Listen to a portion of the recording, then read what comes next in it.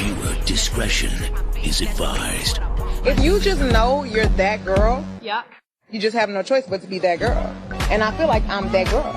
What if you don't wake up feeling like that girl? How do you be that girl? You need to go back to sleep and wake back up again so you can feel like that girl. There you have it, child. That's why I feel like I'm the T. I feel like I'm the T because I work at being the T. Like, no shade. I'm not the T just because a bunch of bitches like me and live for me because we all homegirls. I'm the T because I'm the motherfucking T. And that's just sad. I mean, that's just what it is. People legit in the world love to live for food. Love to live for food. Love to live for your bald head homegirl that do bald head whole shit. It's clear that I'm working at being the C, so girl, let me be the C. Like, give me that, give me my flowers.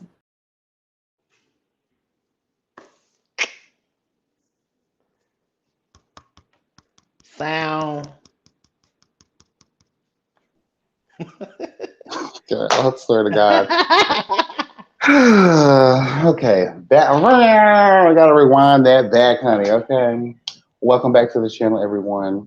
Thank you guys so much for joining us here tonight, girl. Please be sure to like, comment, subscribe, and share. And to go a step further, you know I always ask that you tap the notification bell.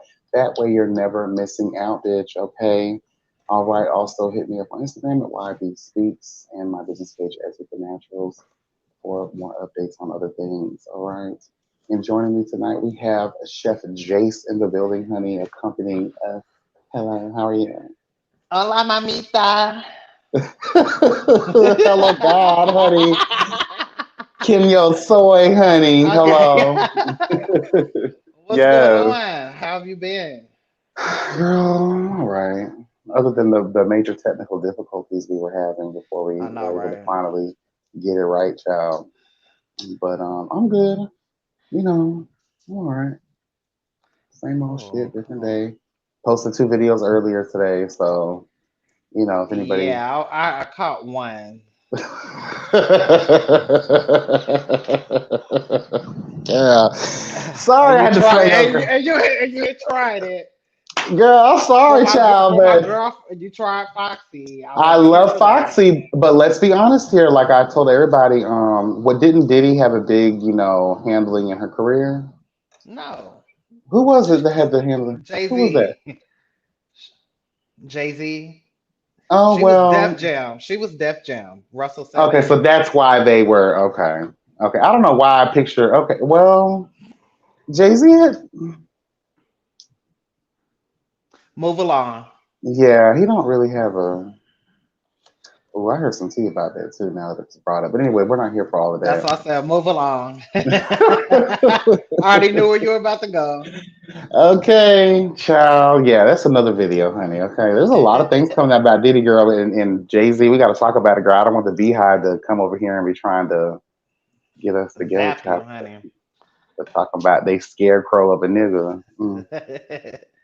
But tonight, guys, we are here to have some conversations, girl. 2 shows that I live and swear by. Okay, especially one that has the most seasons. I believe there are 6 seasons. Correct, with Selling Sunset on Netflix. Netflix, yes. I don't know how they've done it, but they've came through. They saw and they have conquered, girl, the reality game. Like, yes. They're getting the girls in formation, and they're now becoming, in my opinion, one of the new standards for reality TV. You can agree to disagree without there being an entire melee happening, and you can still get your things with the tea and the mess, girl, and it doesn't have to be so ultra violent, girl. Shout out to Jocelyn Hernandez and a lot of those girls from that era, Evelyn Lozada. The list goes on and on of these very violent ass bitches, girl, across the fields of mainstream network television in terms of reality shows and things. So, but Selling Sunset has been my girl since day one. I'm addicted. Every time the season comes out, I literally finish it in one night at work sometimes. This one, there was a lot more going on, honey. We're going to get into those things. So this season definitely was the tea. But first things first, I want to talk about Young, famous African. And for those of you that don't know, this is also a Netflix original reality show series. Girl, when I tell you, this is this is the level of levels when it comes to opulence, when it comes to wealth, black wealth, African ancestor type wealth, girl. The girls really let you know what it is. And the way that they've been able to just like bring all these people together and produce such an amazing show for us, by us, hello God, because when you see those credits, you see African names. I can't pronounce them for shit, but that lets me know that that's homegrown, girl. Okay. Hello God. So basically Young Fresh, and again, welcome everybody in the chat. What's up, Kat? How you doing, boo? What's up, Spicy Original? Lynn Ray, hello. Hello, everybody, and welcome. And if you haven't had a chance to watch these shows, child, after tonight's live, you're going to want to get your life and go have a seat on Netflix, girl. What are y'all doing tomorrow? If you're not going to somebody's barbecue and stacking up on all the plates, girl, hello, God, and not doing the things, if you're not working, sit your ass down, hello, God, and have a seat and watch these shows. And you'll be able to understand exactly why me and Jace have the thoughts that we have, okay? But in tradition, Black people were never put first, so I definitely want to put Black people first. So I think it should be called Young, Rich, and Famous. Why do we have to single out girl? We know. We don't need y'all to tell us. I think it should be called Young, Rich Africans. Correct, because famous implies that everyone globally knows who you are. And sorry, baby, I didn't know who any of y'all motherfuckers were until this show came out. Right. So and there's also other like Crazy Rich Africans, like that movie and Bling Empire. I thought that was I thought that was the Asians. Well, that's what I'm saying. How they incorporate the rich with Asians. I feel like they could have done something like that. Yeah, because this is definitely rich shit. And I don't think they're doing much to be looked at as famous. But I guess maybe they were making that statement to say that they're young, famous in Africa. Because globally, girl, we had no idea. Sure. What are you drinking tonight? I am not drinking any alcohol. I just took some of my sea moss gel that I made the other day, which is amazing. And I just got some water with some lemon juice and lemon slices. That's it. Okay. I have my good old trusty glass of Mellow, darling. A red blend, Cabernet Merlot and Syrah. Come on, Merlot, honey. Yes, there was a lot of that in Selling Sunset, but again, we'll get into that. I don't know why I feel more excited about Selling Sunset than I do. They carried because they carried. Just period. Just period. Just period. Okay, well, go ahead and go into the African Girls. Okay, so again, this reality series follows what I would think is a group of friends, because I don't think this show could have came together if people didn't know each other. And apparently, just like the same old tradition and these types of reality shows like Real Housewives of Atlanta and just the Bravo reality world, right? You have a group of people, you have someone that's always going to be the nucleus. So as we see in season 1, that nucleus, that center person was Connie. So Connie, she brings all the girls together, the rich, the famous, the best of the best of Africa's elite girl. And she brings the girls together. Musicians, you have media personalities, you have people who also work behind the scenes of production studios.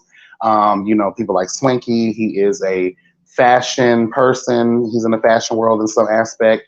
Other people do other businesses. They don't really dive too deep into what it is that they do. More so just the group dynamic itself and just following them and a lot of the mess that they carry, and just like a play on their in-depth relationships with one another. And of course they do the experimenting of bringing in some girls from the outside, child, to see how they test with their, relationship with the friend group. And for those that don't get casted away, you're eventually welcomed in his family, honey. Okay. But obviously you have to fight for your spot to stay in this group. But in tradition, I just wanted to jump into obviously the main character, in my opinion, for season 1, especially because season 2, she played more of a background vibe, Miss Connie. When she wasn't creating bullshit and stirring the pot. Go ahead. I'm sorry. Go ahead. No, you're fine, honey. So I just wanted to kind of talk about her. In season one, because I did catch a couple of episodes of season one, because I just wanted to, like a quick refresher. Netflix has a knack for taking their time on the good shit, but they'll release all the bullshit very quickly. Season two, season three of trash. But then when the good stuff, Hello God, they just take for 1,000 years. And I get it. You want to make the good shit. That's why it's good, because you took your time on it. But girl, I'm addicted. Right. I need more, you know? Yeah. So in season one, Connie definitely portrayed more of a bad girl image, a bad girl vibe. If you don't have the best of the best of the best girl, the latest and greatest, you cannot sit with us type of energy. She definitely was like the Regina George of the girls. And remember, the girls were coming down on her for just the way that she parents. And I know that that was a conversation I think we had a while back, because I think we at some point did have a conversation about this show. Yeah. And just giving the girls a refresher again. A lot of there's new people in the building. A lot of people may not be aware of the show, and if you are aware of the show, then you'll be glad to follow the hell along. Amen, and give your 2 cents in the chat. Hello, God. All engagement is welcome. But that was like our introduction to her, because we know Miss Annie, and we'll get into that girl as we move forward, because I have a lot of thoughts about her. I really wanted to just dive right in, because season 2 really took me there with Annie. It really took me there with her. I may be on the opposite side. Girl, okay, well that's perfect then. To an extent. That's perfect then. We'll get there. We'll get there. So we see that in season 1, there was a lot of judgment casted on Connie because of how she decides that she wants to parent. The issue, and this is her first time meeting Annie, of course, and so she basically tells the group that, you know, she has a different style of parenting, and that she allows her daughter to be who she wants to be. And all of the worldly and life experience is welcomed into her 15-year-old daughter's life. And at this point, the girl's probably like 17, about to be 18, because this was about a year and a half like ago, right? So the girl last March. Okay, so it's been a year. Okay, so they're moving quickly. So she's like 16, maybe going on 17 now. Because mind you, it's like probably a year of production, and then they release it the next year. You know what I'm saying? More than likely. So yeah, she's probably about 17. Probably gonna around there. So her thoughts were, and you know, when you're rich, I'll never be able to understand that way of thinking. You can just allow your child to have a whole apartment to themselves. And go ahead, give your thought. I never really understood that, but it was directly across the hall. So I mean, it was kind of like she just had her own, I guess, wing per se. Like if you had a big house, you know. I mean, I guess, you know. In the words of Life Jennings, must be nice. Yeah, it must be nice, girl. And that's kind of like my way of thinking. I was like, Annie, girl, you just sat here and cried a whole fucking river about your tarnished, trash relationship with your husband, girl. And you have the nerve and audacity to sit here and tell this woman how she should be raising her daughter. Like, you don't even know their dynamic. You know, it's like you said, it's the equivalent of a lot of these rich people having these huge ass mansions and allowing, like Fresh Prince of Bel-Air. Carlton and Will were allowed to sleep in the guest house, girl. In the pool house, right? Rich bitch energy, girl. And sorry, girl, maybe Annie, you know, you can't relate too much, because didn't she feel some type of way? And why do we have to talk about money? Why do we have to talk about all the things that we have? And I get where she's coming from, but I'm being messy right now. But girl, why you so worried about everybody else got going on? Girl, come on now. I think they have the coins though. I could tell by her fashion. She had the coins.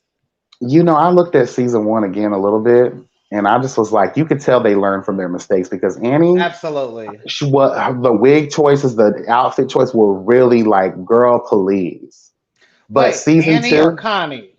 Annie was in wigs. Really, all of them. Yeah, she was wearing those little long weaves and them wigs, and she was wearing these like questionable fashions, and you know, I think she didn't understand, but you can tell from season 2, all the girls took notes from the previous season. Well, let's step our game up, girl.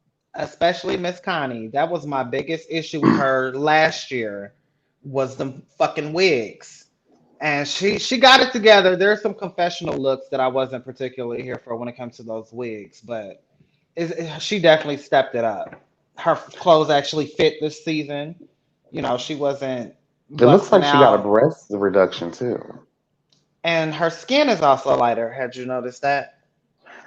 That's a conversation I wanted to have in the in-depth psychological portion of this, but I'll just say this real quick and then I still will expound on it later when we get into like our real thoughts about the show.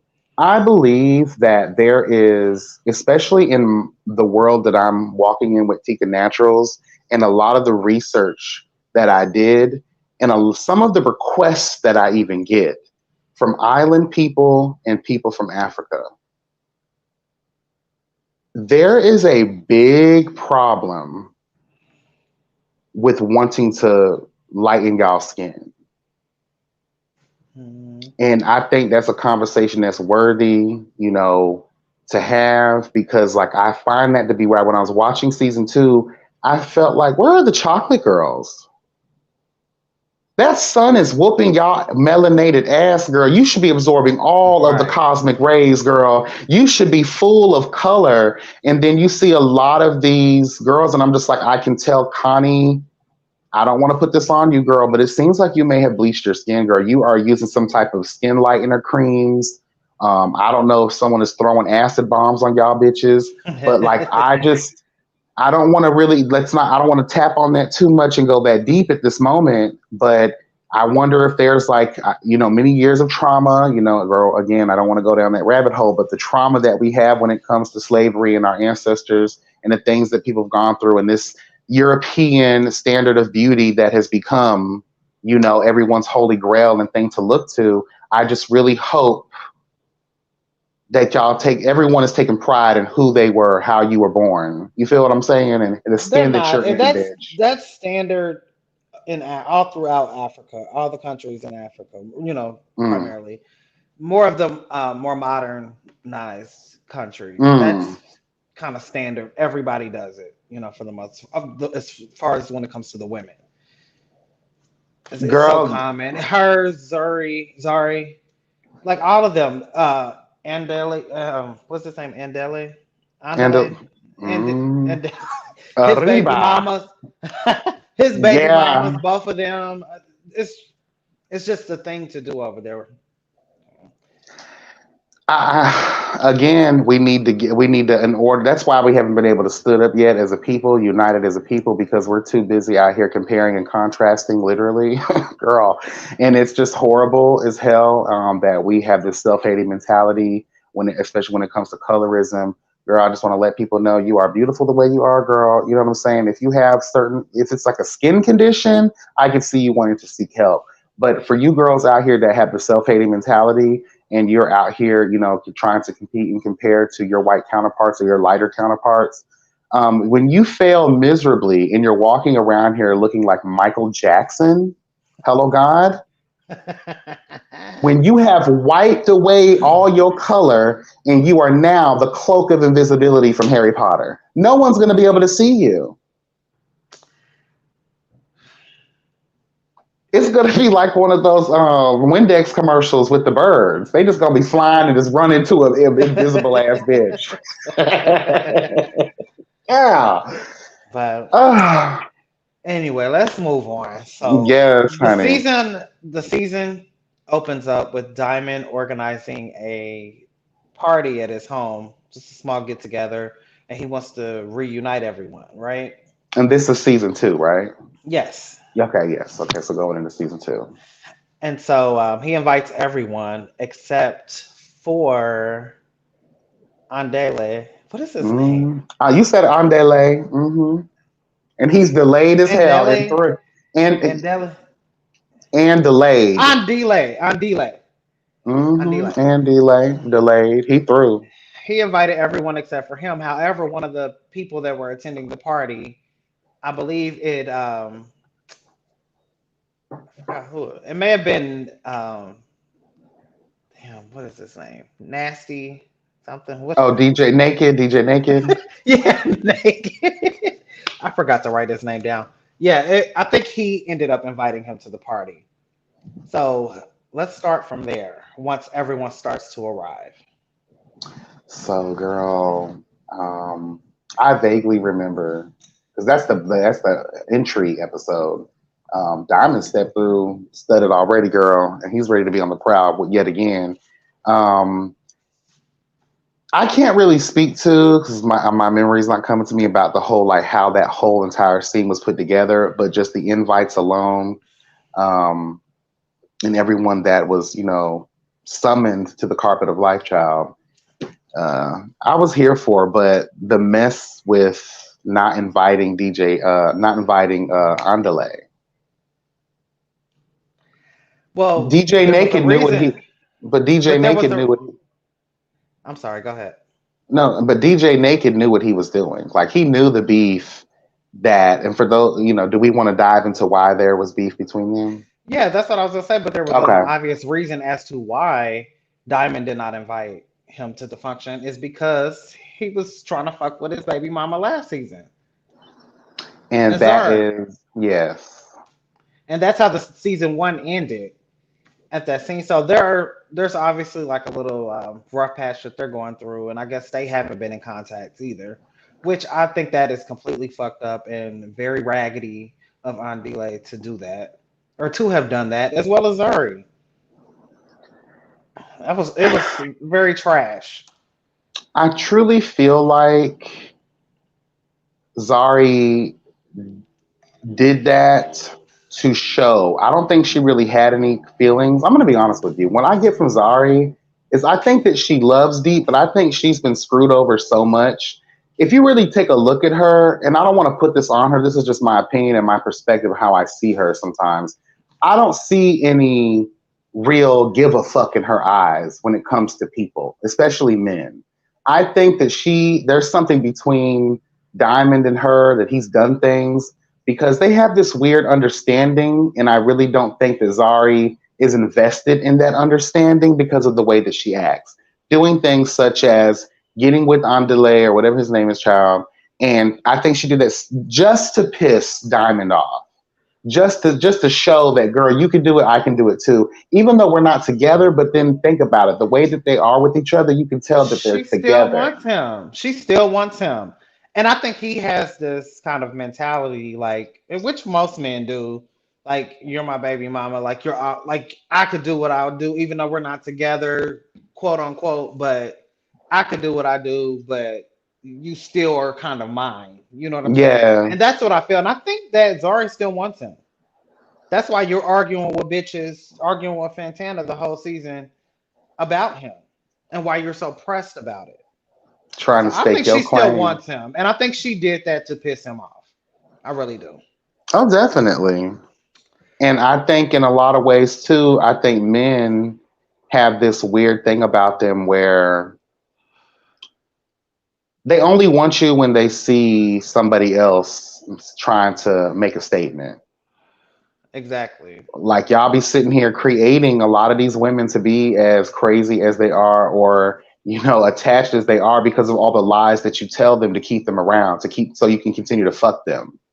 So you can continue, you know what I'm saying? I don't blame a lot of these women for snapping the way that they do, because you're going based off a lot of the lies that they're whispering to you late in the midnight hour when they are sticking you good, girl. Hello, God. And you listen to that. Endorphins are running, hormones are everywhere, girl. Dick juice is flying everywhere, child. You're just like, girl, you're caught in the moment, girl. Wait for love. And then you end up doing dumb shit, like acting like you're really his woman when you're not. But, Right. I could understand why he didn't invite him. But again, we're talking about how much of a difference. And then I always get pissed off when I see things that are just for the cameras. If you guys really have some type of friendship, and I feel like, Andale, you were wrong, bitch. Go to that man and talk to that man. If your relationship with him really is as important as you say it is, then talk to him about that. But then I don't like this whole circle jerk, toxic masculine trash where a lot of these men, they literally, to prove dominance over their homeboys, they'll try to fuck their girl. Right. I don't like that caveman mentality. We got to do away with that. People get killed over pussy, girl. Trust and believe. Okay, but So the next piece of mess that happened at that function was the lovely Annie and the shade that was thrown by good old Swanky. Do you Mm. remember when he entered the party and he did not Oh, he speak to her? did Like he paid that bitch dust. complete death. And she got all in her feelings. But and we can kind of move faster because I don't want to be Yeah. talking about this all day. But Yeah. the whole issue with them this season, first of all, they drug that out completely. And I don't even think we found out what the real issue was or what really happened till maybe like the third or fourth episode. So the whole time it's like they're mad at each other, but they're not really saying anything. And if you go back to season one, they were best friends. And I could tell that each of them was hurt by whatever had happened, you know. But I feel like if this is your friend, like this is your bitch, why didn't y'all have have a conversation about what you heard her say on this phone about you? And Annie as well. Like, why didn't you talk to him about having this party, I guess, behind your back or kind of taking your idea or whatever it was that happened? That's what kind of bothered me with their little storyline this season. It's like, Mm. why are y'all letting this drag out for months versus just talking to each other if y'all are so close? I first feel like Swanky probably was like, you know what, let's save it for the show. Because I feel like there were a lot of moments that we'll probably point out later on that I feel like they were like, let's save this for the show. They were already good. They cleared the air already. But for the show, you know, we got to reenact this trash. The thing that pissed me off the most between these two people, again, the lack of communication. But I understand it too from Swanky's perspective. And this is why I'm really like totally against Annie for this season, especially in this whole dynamic. Girl, you said here, you tried to avoid the entire real, very real portion of the argument. Swanky claims and alleges, and I believe him wholeheartedly, 100%, that all of them, or however, were on a three-way call, or she called in and he was like, clicked over. However, how I took it was they were on a three-way call. He was supposed to leave the call, but he didn't, or something like that. Or he did leave the call, and then his friend was like, "Oh, the bitch is talking about you." So I don't know.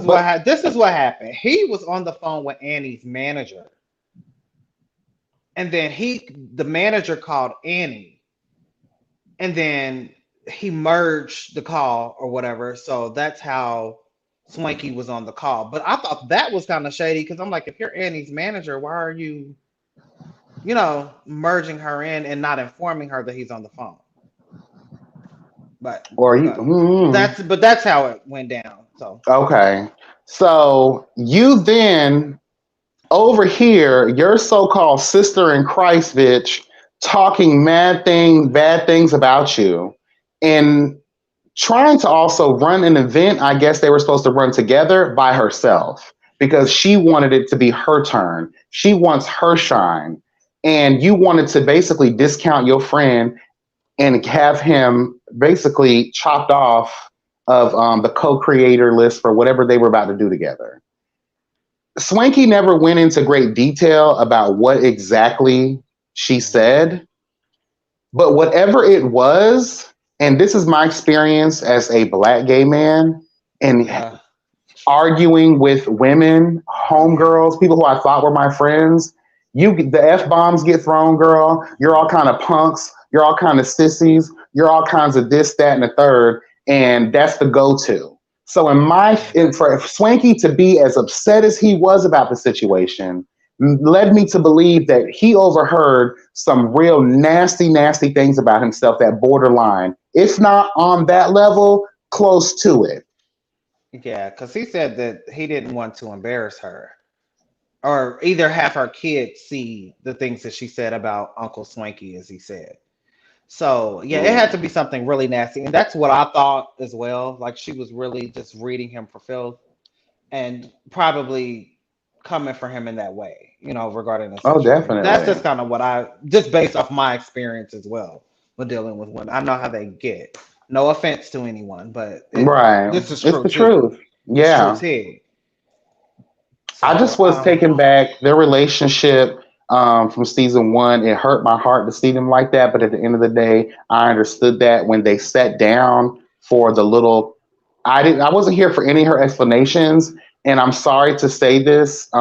We know that Africa also is a place of fraudulence, and I've actually known African people, and when they go to lying out of the skin of their teeth, bitch, they start waving their hands a lot. They start trying to get loud and boisterous, and they literally will try to change the whole entire conversation to something else that girl, what you talk? That's how I know she's full of shit. yeah, she That's how I definitely. know. And what gagged her is she didn't even know why he was mad at her, and she's kind of was running for the first few episodes. She's running kind of like she's mad at him for having this party, but the whole time, bitch, he's mad at you for some shit that you said and you didn't even know it. So when he brought it up to her, that bitch was gagging. And she was just so, discombobulated and out of sorts. She got to wailing around and doing all that. And I said, yeah, that bitch is lying. So Yeah, I didn't like that. That's what pissed me off with Annie this season. I But was over it.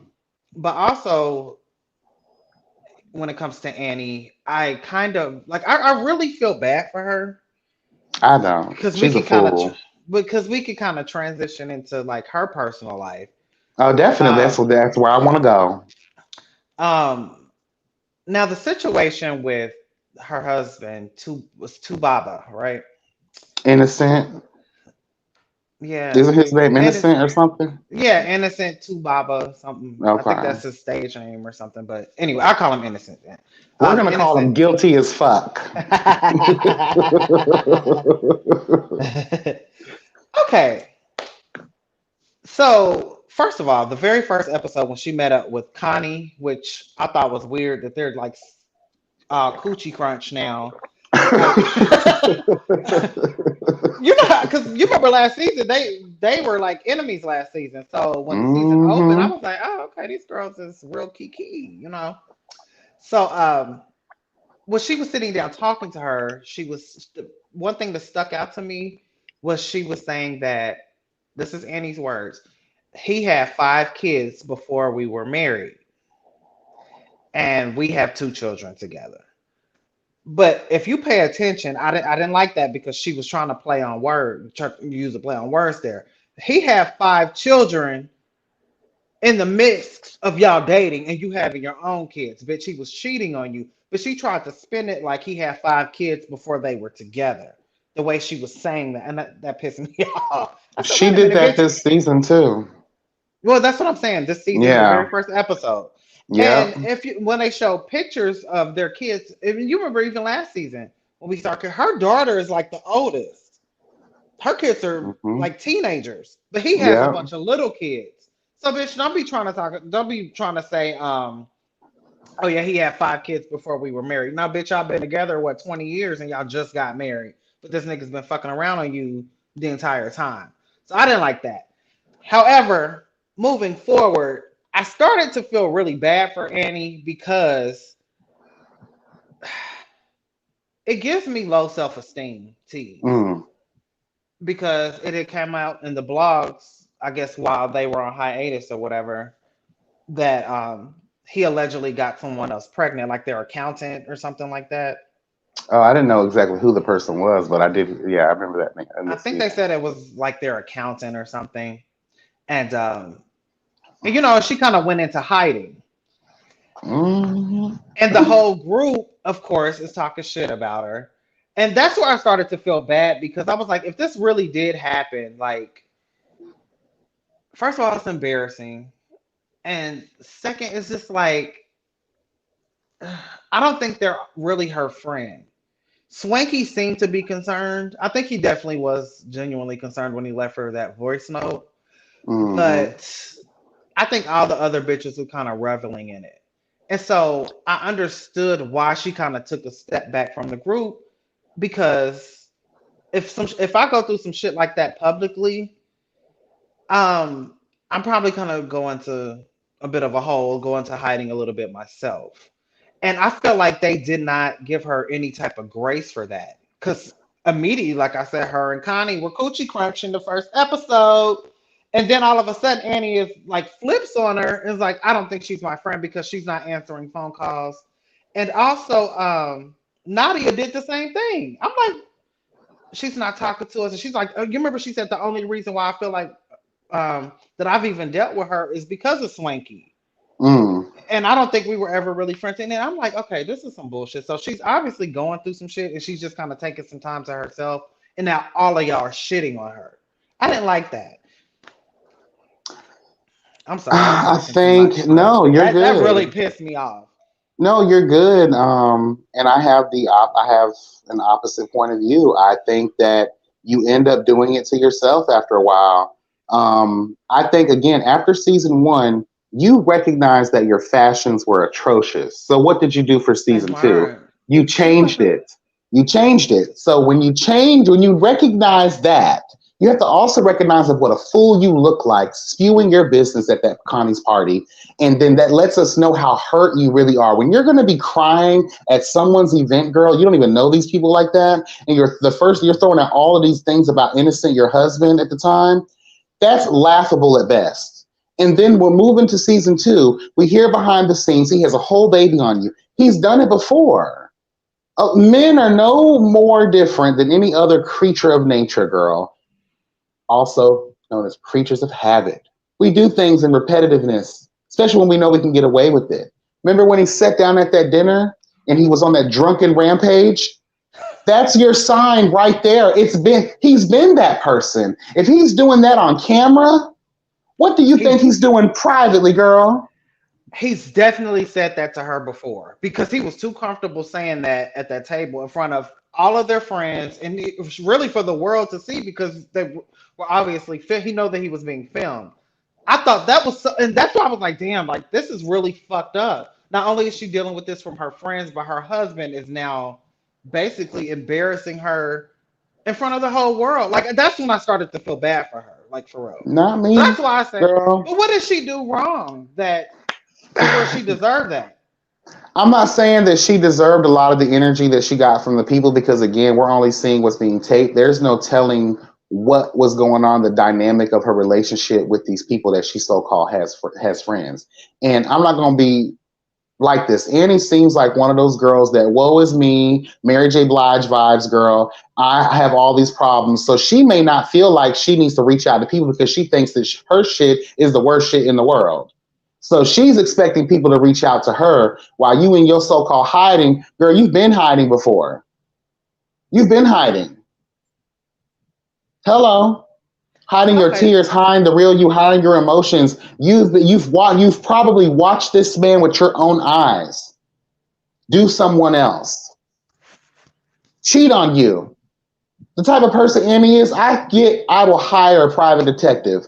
I think she has the pictures in her safe. She already knows it. She's just like these malleable ass women, and I hate it to go this way when it comes to these countries. But people talk about America all day long. But let's talk about these other countries where a lot of these women feel like their voices are not heard, not valuable. Women have to shut the fuck up in the relationship. Masculinity rules all things in the household. I'm gonna do what I want to do. If you talk back, if you don't listen to me, you're gonna get smacked, bitch.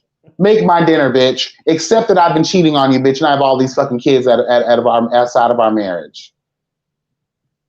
And come on now, y'all women gotta wake the hell up. She gives me victim mentality, crying all the time. When are you gonna wake up, bitch, and realize how many times again? It's probably been 20,000 times that man has done the very thing to her. We just found out about 2 instances. Well, at least 5. Yeah. I was grouping the first instance as the 5. See, I was trying to give her the benefit of the doubt because once they got married last season, you too grown for that, girl. Let me just go on record to say this to everyone listening. I'm not that bitch. I'm not sticking around. If you cheat on me, bitch, I'm out. But I feel like once they got married, like they've been through all of this bullshit, and there's plenty of women out there just like this. You've been through all this shit, But see, that's that bullshit. And then These, they decided to get married.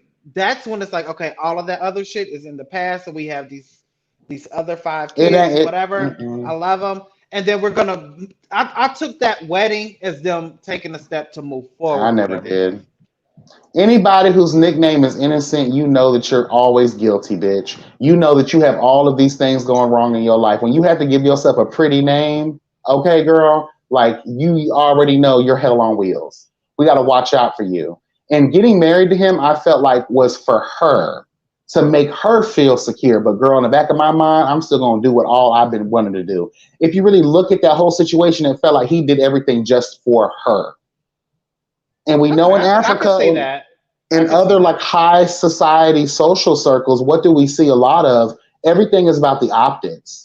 A lot of these people only care about what it looks like. Look what Connie was arguing about at one of these parties. Look at how everything looks. Look, I'm this and I'm that, and the other girl didn't want to be a part of things because of how everything looked. And in African societies, in high African societies, I'm quite sure you're not going to embarrass the family, girl.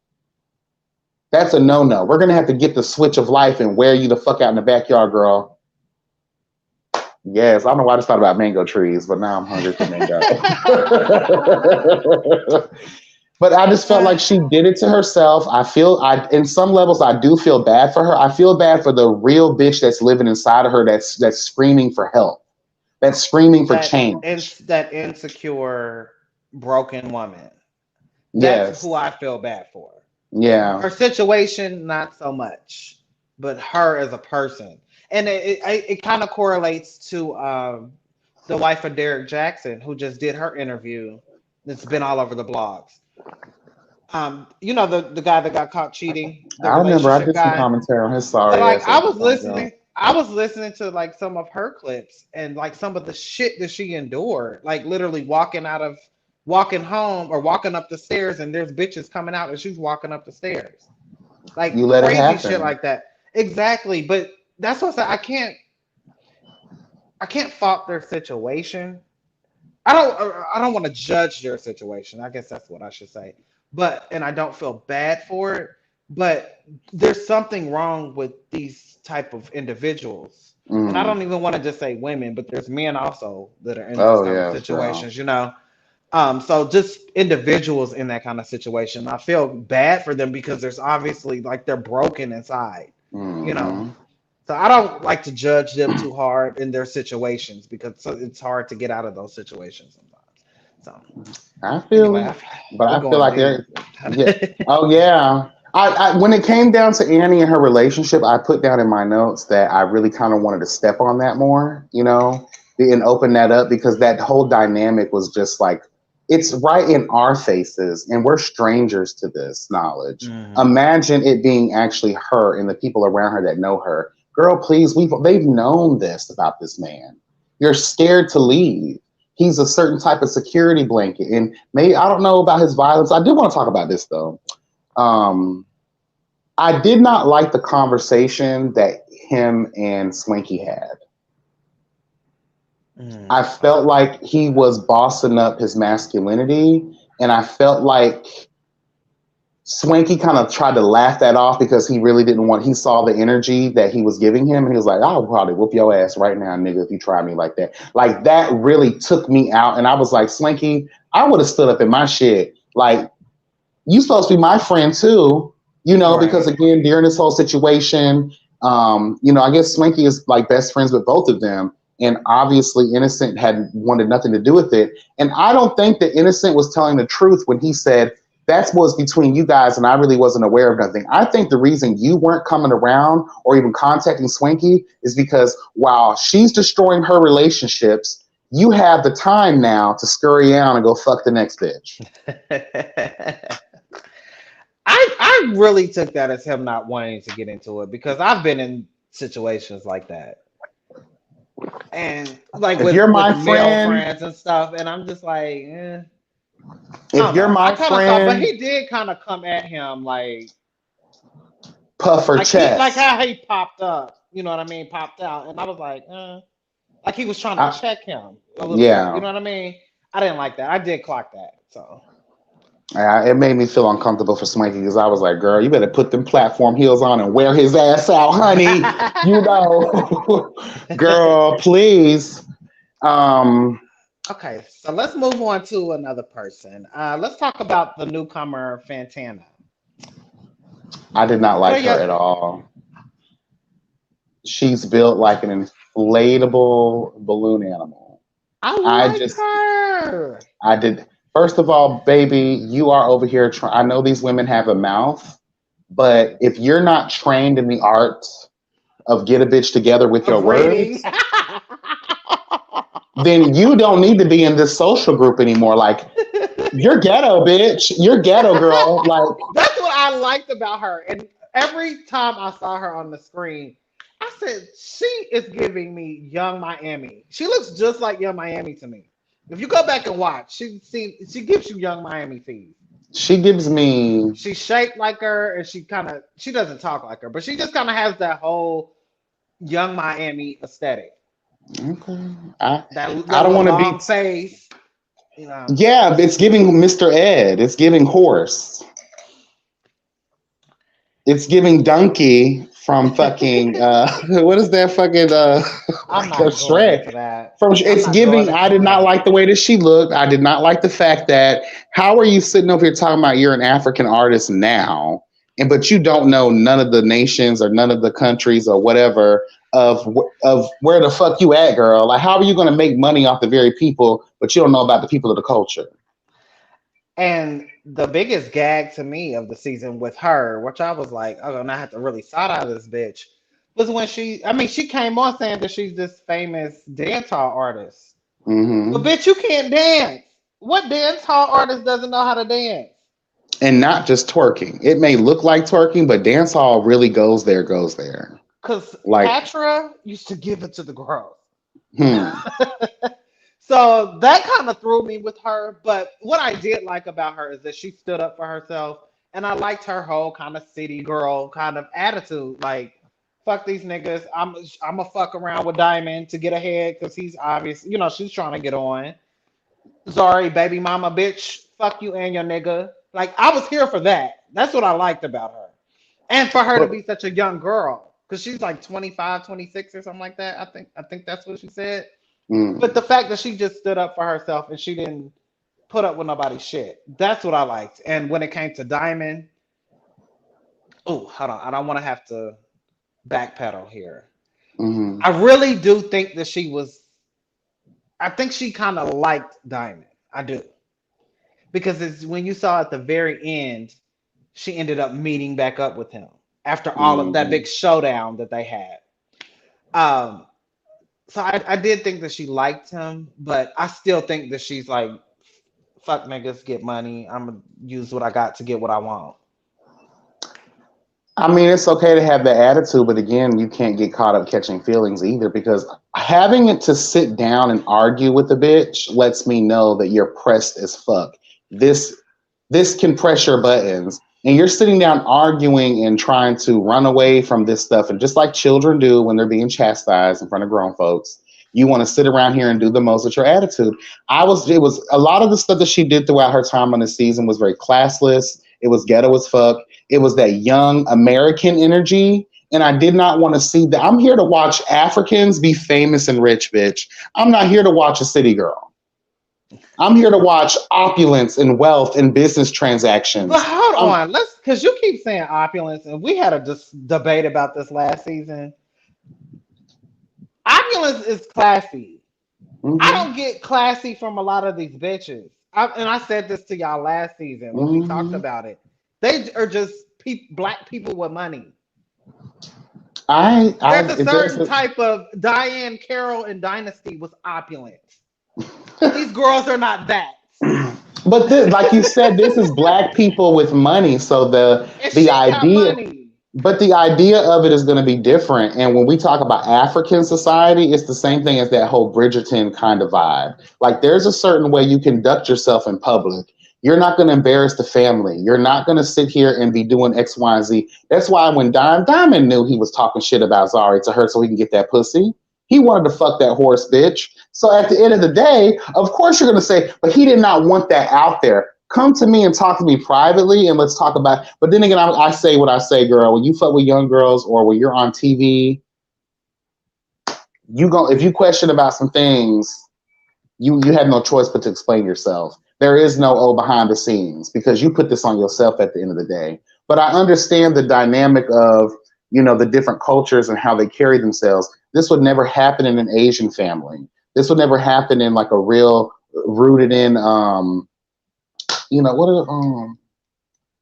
know what I mean. Shit, the Jews, girl, all of these hardcore Jamaicans. Say I'm gonna get my mama. Don't play that. Like you'll whoop your ass until you're 28 years old.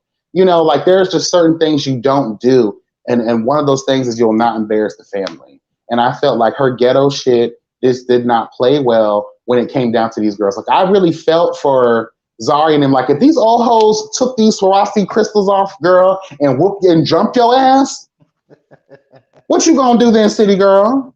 I don't feel like she did anything wrong. Zari was pressed to me. She was. What is how you handle yourself? But yeah, she did get real low down and dirty, in the gutter. Shut up. She sure did. But but I was with Zari on that whole situation. Like, don't be pillow talking with this bitch, because there were specific things that he had said, talking about she still wants him, and little things that obviously him and Zari had conversation about, and Zari knew that, So don't be pillow talking with this bitch about shit about me. So that I was with her on that, but she was also Zari. Fuck Zari. I don't like her. Because she does little shit to press people's buttons, and she knows what she's doing, and then she tries to play the victim. I don't like that.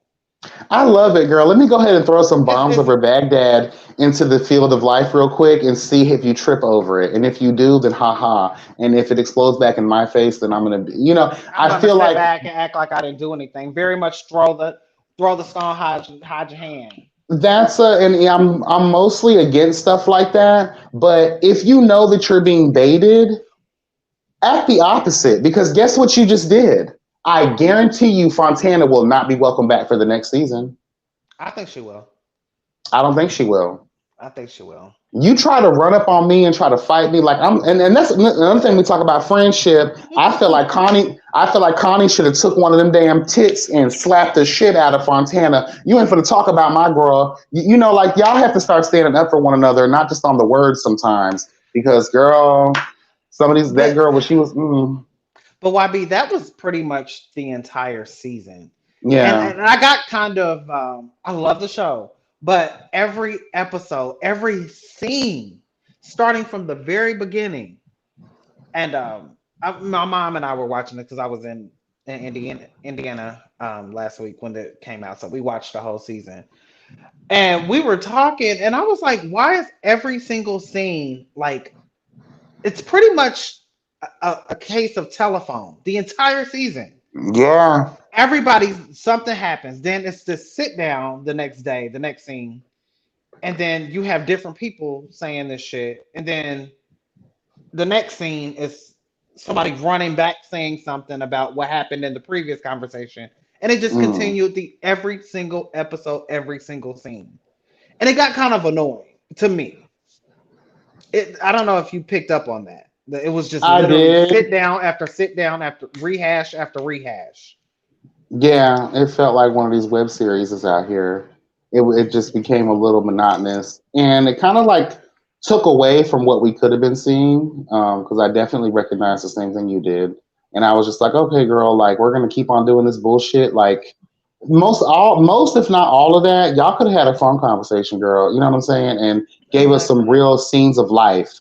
I have to kind of take back what I said. I didn't really get opulence too much until like the end trip, because like there really wasn't much going on. They weren't doing much in terms of just, spending money or seeing homes. And like I said, I don't think they really did this season. They didn't focus too much on, the girls working or doing anything spectacular, hosting events and things. And you know what? I felt like we did see that more of that last season. They were having parties and things like that. And I was thinking about you when I was watching this shit and your reviews with the chasing girls. Bitch, hashtag we need more.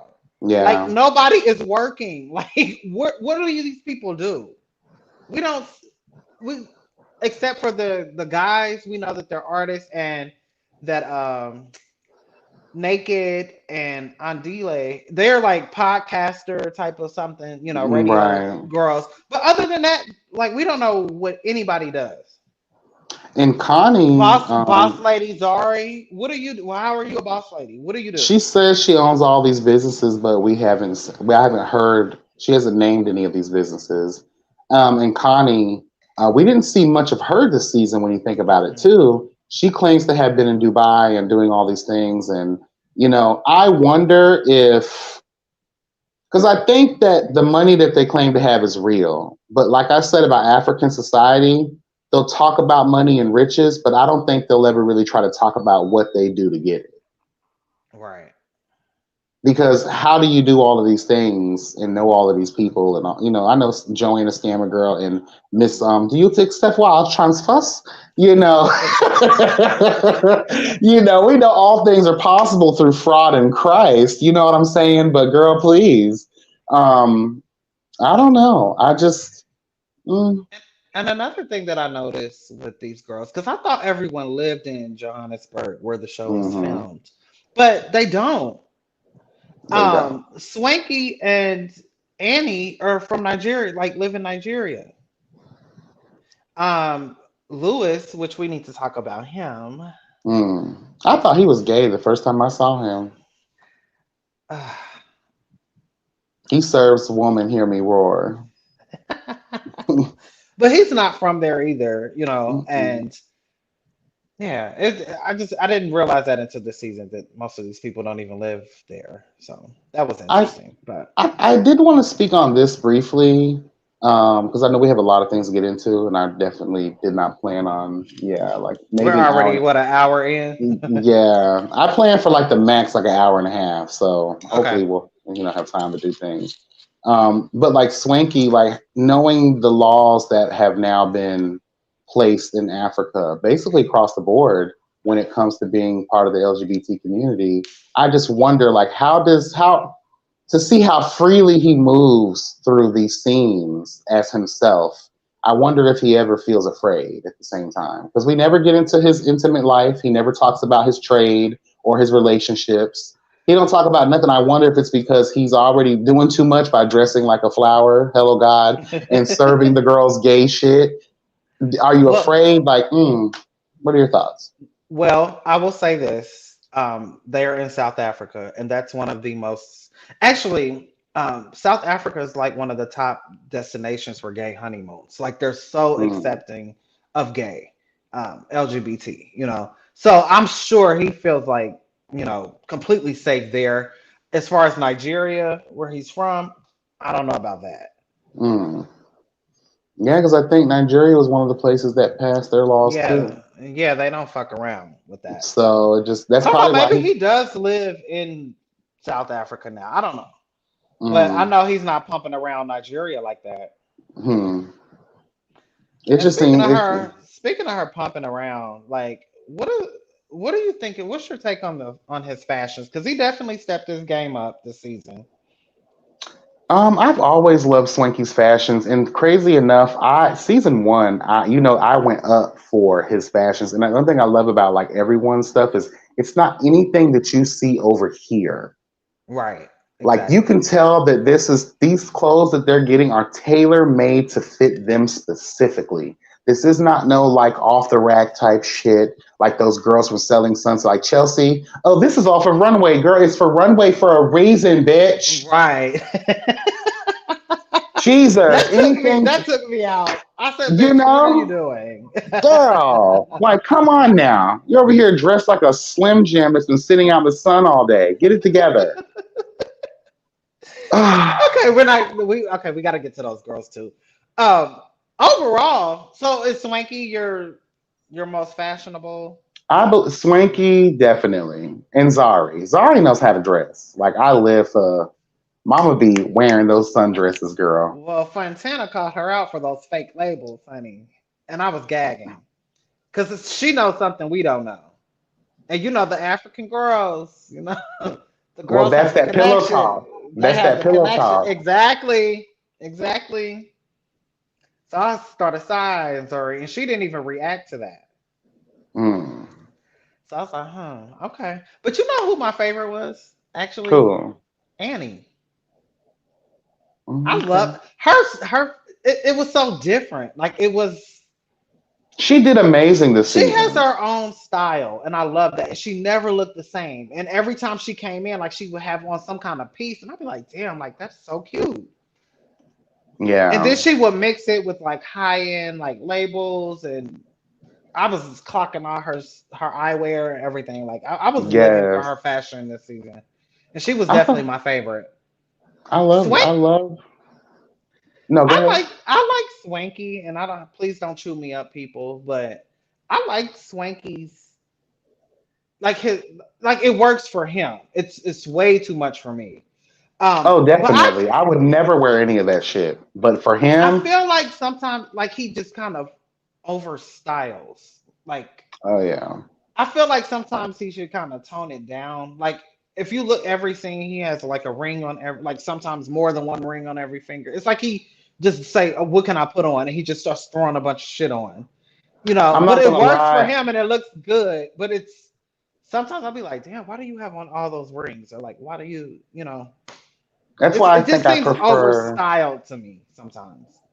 That's why I prefer the season one swanky fashions. They were a lot more toned down, and I just live for it. Season two was cute, but overall, I think they all have their own unique way of fashion. I live for it, and Hmm. like I said before, those are prints and those are labels and styles that you don't see over here, and I just love that difference, and I love that you can tell, that the culture is alive and well and by way of fashion. And we see now where a lot of these girls are probably stealing their ideas from. Everything Hmm. comes from the motherland, child, and y'all been stealing people for thousands of years. You might as well steal their ideas and fashion and inventions and all their prints and things of that nature, their gold, their money. But girl, this isn't social justice commentary, so we'll keep it moving. But Okay, there was so one thing I did want to dive into real quick before we just sum it up and just move on to Selling Sunset. But Andale and that whole, I mentioned this in a video I did a couple of days ago, and I just wanted to say this, and I hope at some point someone plays this clip for him and lets him see this for himself, because you know that this season has to come to an end. You know that they're going to play this. You know that these women are going to watch this season. Why would you then? Because season one, you screamed about how lonely you are and how desperate you are for love, and that you would even try your homeboy's baby mother, girl, hello God, in right. that regard, because you're such a lonely, desperate man. And talking about love and romance and spending your life with people. And then the way that he talks, again, going back to a lot of these African scam artists, bitch, you can just hear the way they talk. You actually begin to believe what the fuck he says, honey. He's a And very good talker. Very good oh, talker. and that's the scary part. Exactly. The wolf was able to eat all of those bitches because he was able to dress it up as grandmother, bitch, and then to talk. Oh, you know what I'm saying? Even with the obvious signs of, oh, what big teeth you have, grandmother. Oh, what deep voice you have, grandmother. All the signs were there for you to know that that was a wolf, bitch, in sheep's clothing, honey. But you still went Mhm. in for it, and that's why you're dead. But you know So, what? I one thing I could say about his little situation, his baby mamas, them were some badass bitches. and probably because he was paying for it in the beginning. Because if you have to tell the truth, if you remove his money, and what does he really have? Because he ain't all of that, and it looks the part. It looks like he just. He's handsome to me. I would date him. Uh, I he would. looks like he's built like a platypus. No God, I can't I like him. deal. I can't deal. The thing that pissed Plat me off, though, I was gonna say huh? platypus is diamond. That motherfucker looks Platypus, like a child, gremlin. he's a Oh, mess. I He probably can't. got a big old dick though. That's probably why Oh the girls yeah. felt Oh with him. yeah. He probably Hmm. has a huge ass, like, guys, ding, ding, ding, honey. And then he's also paying for it too. You could tell he's throwing that coin. Um, but yeah, this is the thing that Andale pissed me off with. Like, you sat out here, you told your baby mama, asking her permission to get with the other baby mama, and she now confesses her love to you. and you now then think to yourself, well, damn, okay, I'm gonna fuck with you. Then you meet with the other baby mama that you were gonna get with, and then you break the news to her that you're gonna get with this baby mama.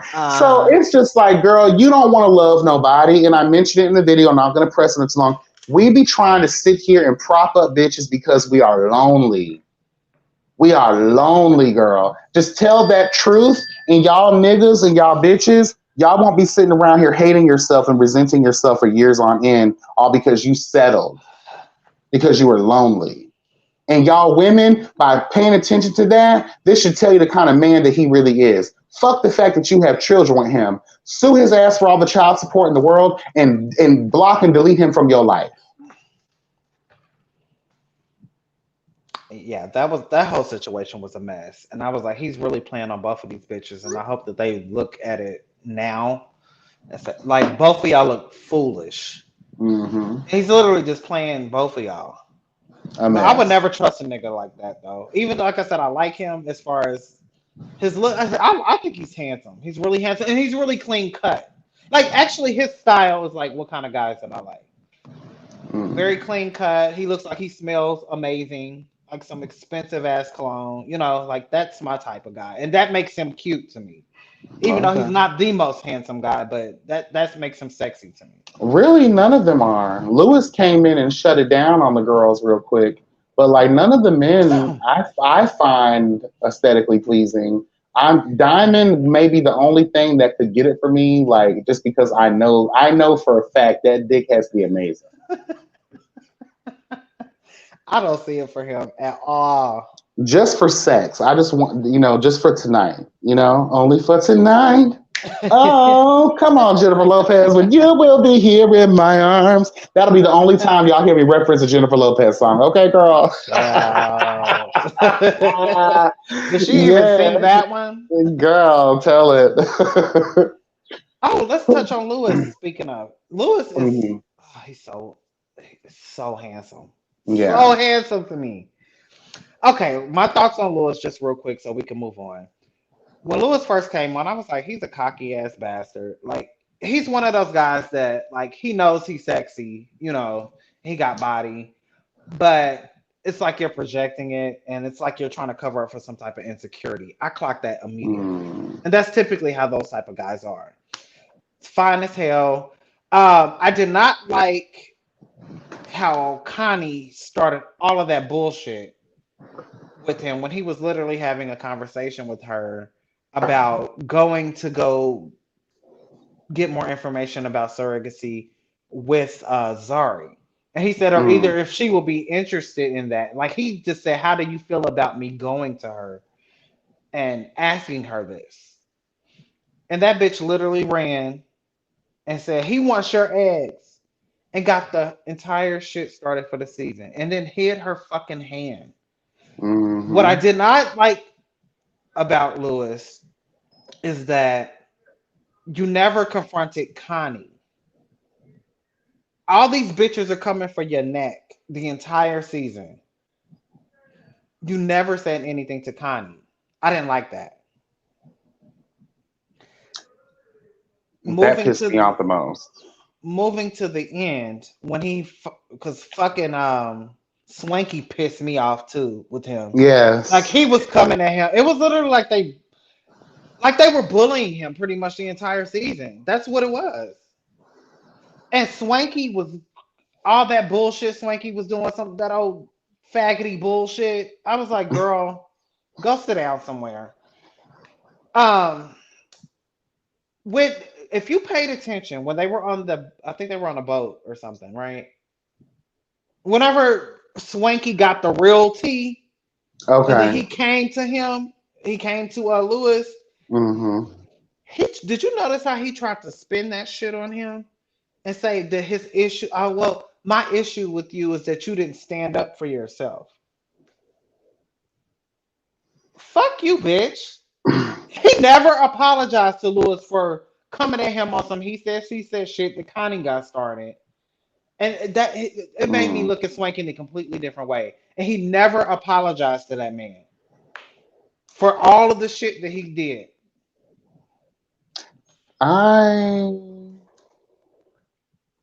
I didn't really look at it that way. I do feel that Swinky did owe him an apology for how he just like kept that pot being stirred instead of like, doing what he ultimately did anyway, having a one-on-one conversation, getting the real tea. Mm-hmm. But I do believe what Swinky said was not far off. Like, you see what's happening here. Stand up for yourself. And we see that he did not, because he did not confront Connie. He did not even open up to the group and tell That the didn't have group that. anything to do with him. And that's not his responsibility to tell y'all his personal life.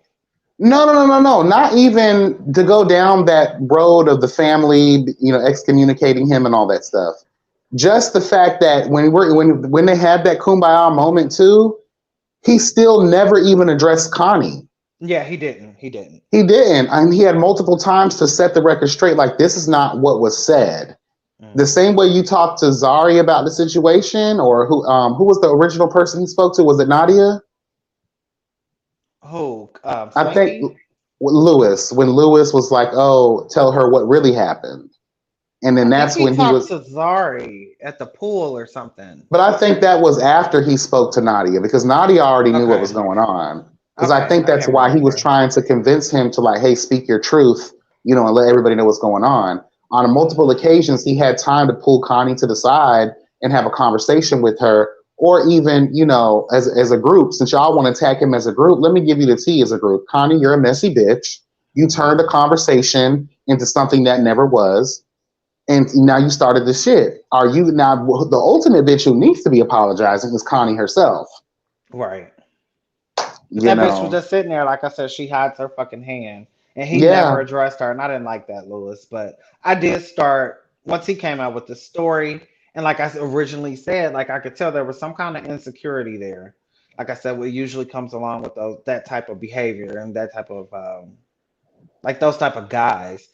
I did start to like him more. And like I said, because I could understand where he was coming from. So, but I think he just got kind of like that.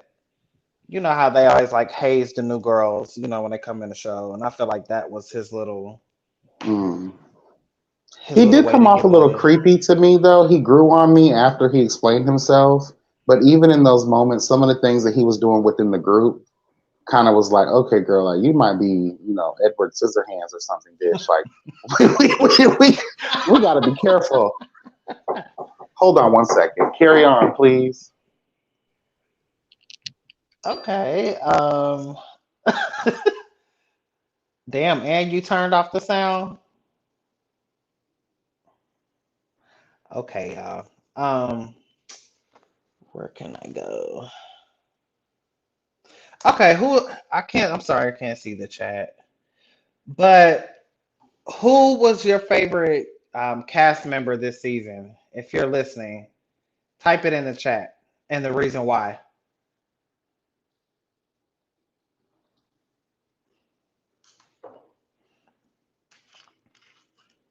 Oh, I can see it now. Here it is, right there.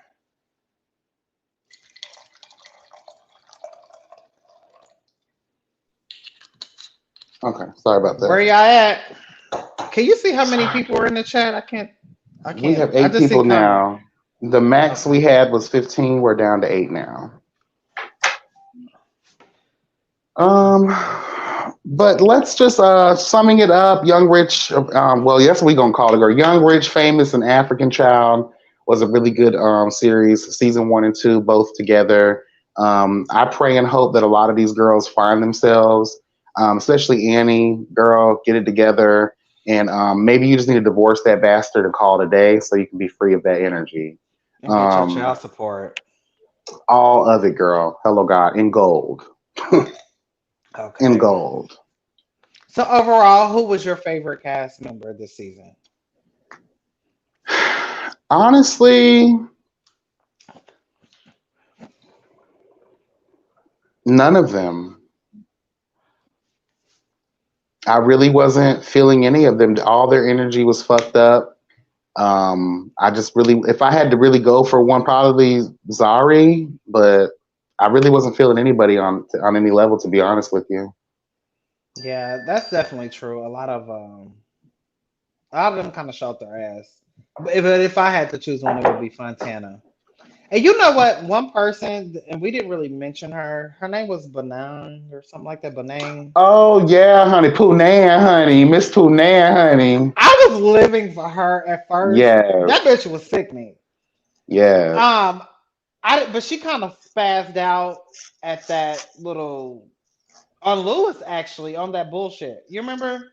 Hmm. So and then she just decided to just abruptly leave the show. So that was kind of weird to me. Which, if you really paid attention to that, because you remember Nadia is like dating like her ex boyfriend or something. Oh, I didn't know that. Yeah. I don't think I paid attention to So that. that was, I guess, was gonna be Nadia's storyline. But since she left, like Nadia didn't really have a storyline. Connie didn't have a storyline at all. They had Yeah. some issues.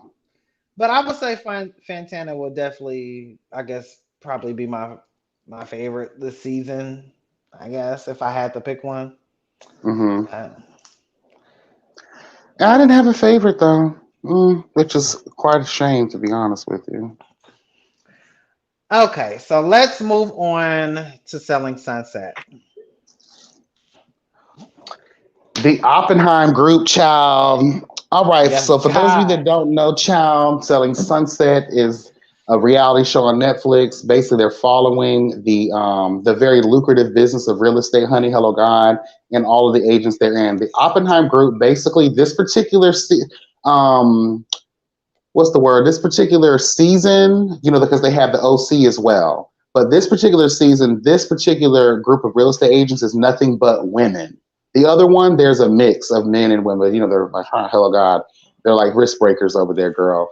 But and women. But this particular faction is with like Beverly Hills, the 90210 area girl, all of the T. These are the girls, all beautiful, beautiful women, in my opinion, except for one bitch who looks like a stick figure, Miss Nicole. We'll get into her later on, child. But love the show. it's it's a, I'm it's sorry. no, you good, baby. 6 seasons. This was this current season number 6. There was like 11 or 12 episodes in this. It was everything.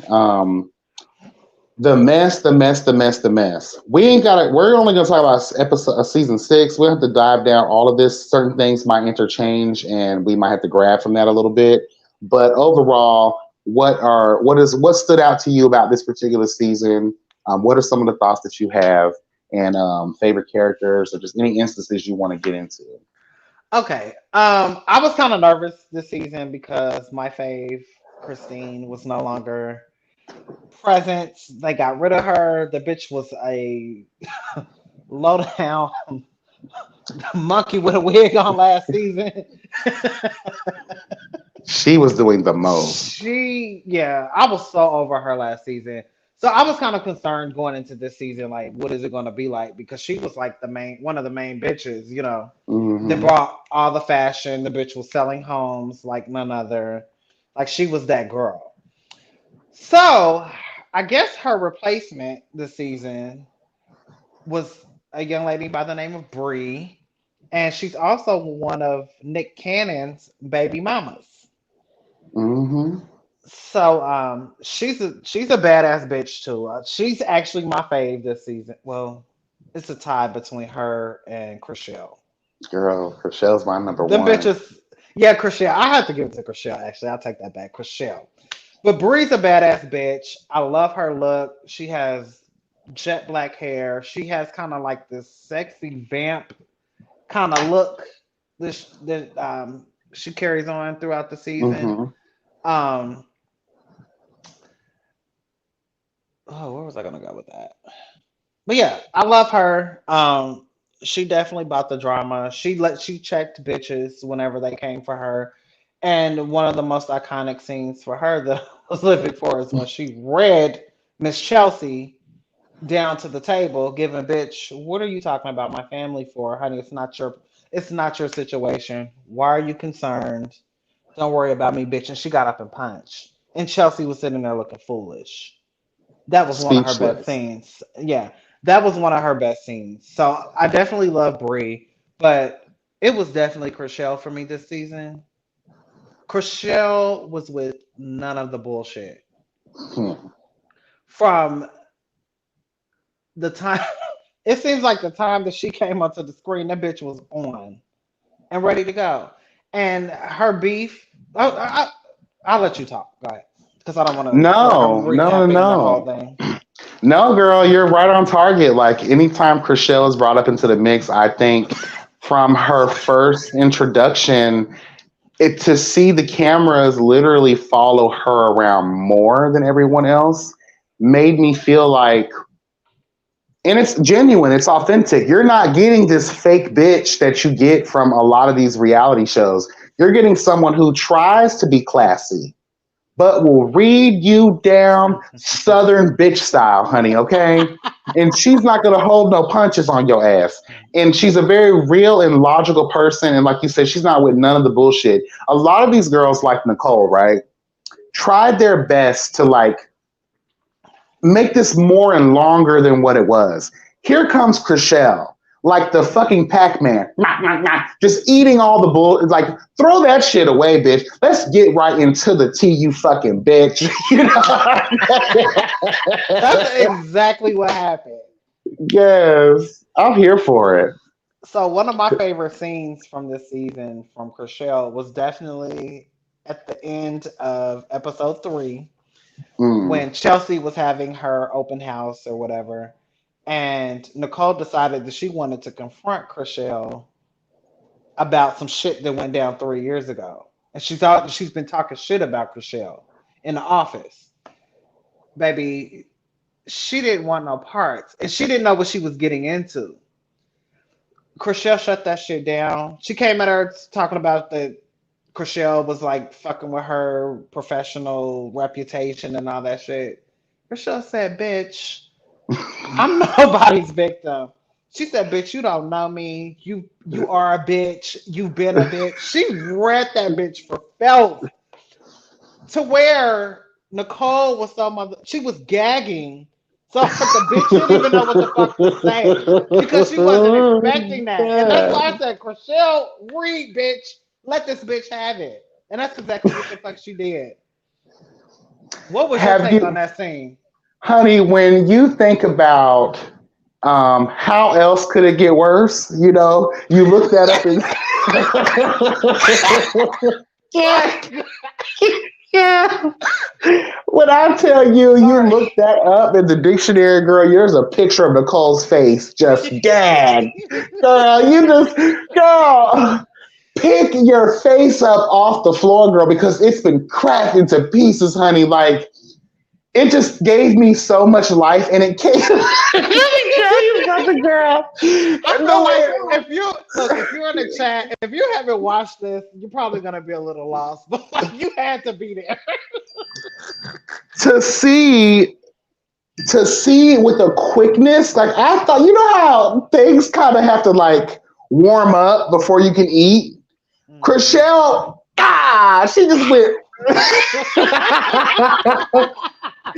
Period, girl. Like She let her have I it. was here for. I was sitting down. I was at work, right, and I'm just like, doing my little work, and then I'm off the side, and then as soon as I'm like, the scene's coming up, there was no time wasted, and that's the kind of time that I'm on, baby. Like, Exactly. and you can tell Nicole was not ready. She thought she was gonna get some back and forth, some like petty shit. No, honey. Mm-hmm. Chriselle came, saw, conquered, and stepped all over your musty ass bitch. You didn't know what to do. And every single interaction that they had, Chriselle let her have it. So even when they tried to like hash it out at the office in front of Miss Mary, that's a whole nother story. Girl, But fucking she even bag of brought up that tears. shit. She even brought up the shit about her being on that listing 3 years ago, and how she Hmm. felt like, what is his name, Brian? Oh, the one she was gonna marry but didn't, and she fell in The love with one a she was woman. dating. Yeah, what was the guy's name? The one who owns the opera, the twin. I'm about to look his Damn, ass what's up his right now. name? Oh, Jason. Yeah, Jason. Jason. Yeah, Jason.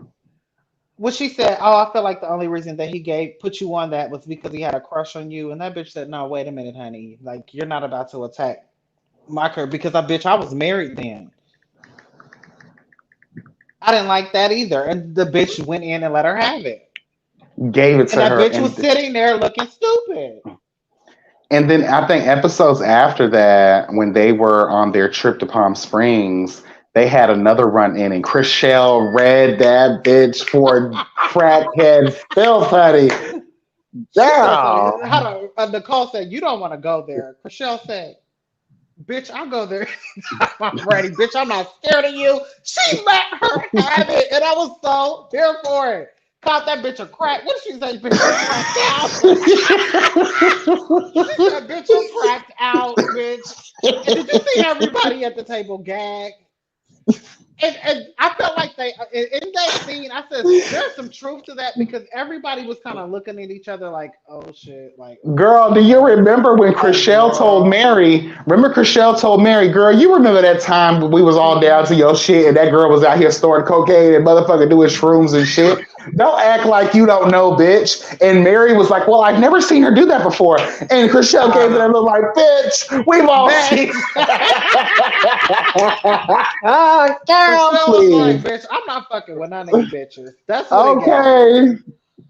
Period, honey. Like, I don't know, Nicole, and then she wanted to get a lawyer and all that shit. Like, girl, please. And Miss Chelsea, how do you feel about this bitch? I don't see it for her. I'm gonna be honest with you. There was a moment that when Chriselle was going around and she was talking about Chelsea, and I know that's her friend, but it was some of the key words that she was saying that a lot of white people say to black people to make them feel comfortable in a white group. And it kind of opened me up a little bit more. And I just thought about it like, Chelsea, you would do good elsewhere because I don't think this is your crowd. I think you're spending a lot of money to keep up with them. And we talked about the whole runway situation. There was a scene in one of these episodes in the season where she mentioned, "Oh, this outfit is straight off the runway." And I was thinking to myself, white people don't do that. All right. You know, have you seen any of these girls really go in about what it is and who they're wearing like that? The only person that used to do that was like Christine sometimes, but you could tell what it is, how they carry themselves. Right. You don't have to announce it. And I feel like she did that. Even with which was a sickening ass shirt, that Tom Ford blue velvet top that her husband had on. Yes. You remember at the end when she had dinner with Jason and his girlfriend? Oh, like, yeah. "Oh, yeah, I seen you in that time." I went straight to Tom Ford after that to pick up that shirt for my husband. Yes. Like, girl, why are you giving all that? It was given, I need to do this to show the girls that I'm also on their level and I deserve to be here. And I feel like, I'm not going to lie, remember that first season of bitch, no. Bitch, what you about to say, chasing? I was about to, girl. I was about to say Desperate Housewives. The Housewives of Atlanta, when Nene was going back and forth with her and Greg got into it, man, he rest in peace, girl. And people kept going around. He funded her lifestyle so that she could be ready for the show. And that's kind of like what I'm getting from Chelsea in a way. And not to say she hasn't earned anything on her own, but it just seems like her husband is like her white savior and her financier when it comes to her being in the presence of these girls. And if that's not the case, then forgive me, but that's how it looks to me, at least. And that's my perspective on it. It's definitely her husband because she's not selling like that. I think she sold maybe one house the whole season. And it was like a $3 million. I mean, it was like a $3 million house with like a $200 and something thousand commission. You know what stood out to me? She's not clocking like that, bitch, and you buying diesel right off the runway and all this bullshit. Like, you know what really took it with me with her was the moment when she was no realtor. I've watched $1 Million Listing. You might just call me a real estate agent, bitch, because I've been watching a lot of these real estate shows since. And all of these shows, one thing is sure, a real estate agent hates to lease properties or to rent you a condo, bitch. They don't want to do that. Their commission is not nothing when it comes to that kind of stuff. She was overly excited and she was arguing back and forth with Miss Expert Fish about a client that wanted to like lease out or like rent out a property or something like that versus actually like buying it or selling it or some shit. And I was just like, why are you going so hard on that? Because I don't think anybody would do that in your field. Right. She You was just going back desperate to and make forth the with money. Mary, remember? And Mary Yeah, was that's like, what it was with Mary. she said every, the value of the home, every $1 million, for if you're renting it out, every $1 million, you should get $5,000. And it was a $20 million home. Mm. And she was only trying to get $50,000 in rent, Hmm. which was way below what they should have gotten. But anyway, that's neither here nor there. But yeah, I was No, just it's like, why is actually no, it's she? on point. You don't want to be educated. You're here amongst experienced girl. Learn from these girls. Mary, remember that last season? Mary was Mary was selling homes, and girl, we're talking about multi-million-dollar homes. Mary was one of the top sellers, girl. So if you ain't gonna listen to her, then girl, you need to leave the Oppenheim group. You and your wigs, bitch, can get the fuck on. That's one thing I just cannot with her is those fucking wigs. And you notice I all of them were can't. straight. You'll never see her with her natural hair again. A black girl trying to Mm-mm. fit into a white girl crowd. I'm just saying though. And what really kind of gagged me was when she was telling the story about her son, talking about he prefers her with the blonde hair and Oh, all of. I was like, you're really sitting around telling these white women with your biracial child which hair he prefers, you in black or blonde. Like that just was just so cringe to me listening to you're that. you're setting him up to be a baby Trump supporter at that point. And again, we talk about where these dark skinned women, they want to dim their light to fit into the very spaces that don't even want them there to begin with. Do you know how white people feel so grand and powerful when they got you trying to transform into them? Hmm. But bitch, the gag is when you look around, they too busy trying to be like us. But anyway, I digress. Um, So what were your thoughts on Brie? in the beginning, me and you actually talked about this before. And in the beginning, she was like the new Christine, a bitch, and I really wasn't feeling her like that. But she kind of grew on me when I started seeing that. Okay, Chelsea's kind of dragging this out a little bit, which then made me believe that Chelsea did indeed invite those raggedy ass bitches in order to fuck Oh. with her to that party. Because I didn't Mhm. believe it at first. But then when I saw that Chelsea was out here nitpicking and doing shit, and it's just like, okay, girl, now I believe that you try to set a situation up to be shady, bitch. And Mhm. in some countries and some societies, girl, you'll be dragged in the street and flogged, girl. Just period. For that kind of whole shit, it just is what Right. it is. But she kind of grew on me. But as we discussed earlier about the situation, I'll bring it here again. You talked a lot about billionaire friends and people that were interested in buying properties, but you sold not one thing on this season. You did not sell not one property. I felt like all you did was call up your celebrity friends, everyone who performed on Nick Cannon's Wild and Out Girl, because they owed him the favor, and you talked a lot about the relationship with Nick Cannon and your son and all this other shit. And then you're surprised you get a lot of the feedback that you get back from people who don't come from that way of thinking. So then you want to make this whole thing. And again, I'm here for you checking bitches. But the same thing I have to say about the famous African show we just talked about. If people cannot have an opinion about your business if you keep your business to yourself. Right. And I felt like, Brie, you doing too much. And I felt like, again, we have a Nick Cannon's baby mama. We in an open relationship. Those are shock value words and conversations that are going to obviously put you at the forefront of a conversation. But YB, it wasn't her that was constantly bringing it up. It was everybody else. It was, It was like literally office gossip. but you You hear remember her when do talk Chelsea about it came a in? lot too. She does talk about it when they're asking her questions and shit like that. But she's not like in the office like. What I gathered was I'm a new mom. She rarely mentioned Nick unless it was some shit that was Mm-hmm. associated with it that some other bitch brought up, which was Mm-hmm. Chelsea. Just like after a girl's birthday party, and she said that they were out hanging out at the after party or wherever they went, and she saw on I guess Instagram or something that Nick Cannon had another kid. And she was just kind of like, damn, like she didn't know about it. She didn't even know this girl was pregnant. And she showed Chelsea and I think it was Emma that was with them or whatever. Mm-hmm. And first thing Chelsea do is get back to the office. Oh my God, last night, blah, blah, blah. Yeah, he has another baby. I feel like he's a master manipulator. And I'm, bitch, who are you? Like, And I didn't get that. what took me out about Chelsea too? That long, drawn out, supposed to be sad scene of her telling her business to Heather. Was that Heather? No, it was Emma. And Emma. I said, bitch, nobody cares. I was side eyeing the hell out of that bitch. Like, girl, that don't even relate to this situation, in my opinion. That's really far and wide.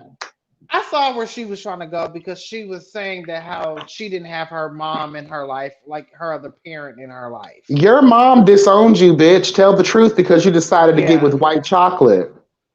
Let's tell the truth, girl. Your mom disowned you. She was a kid. But your mom didn't, just like my mom abandoned me, left me she didn't want my black ass. So the same thing happened to her. We can't relate the two. We're talking about a child that's actively being born into a situation. There were two consenting adults to a situation.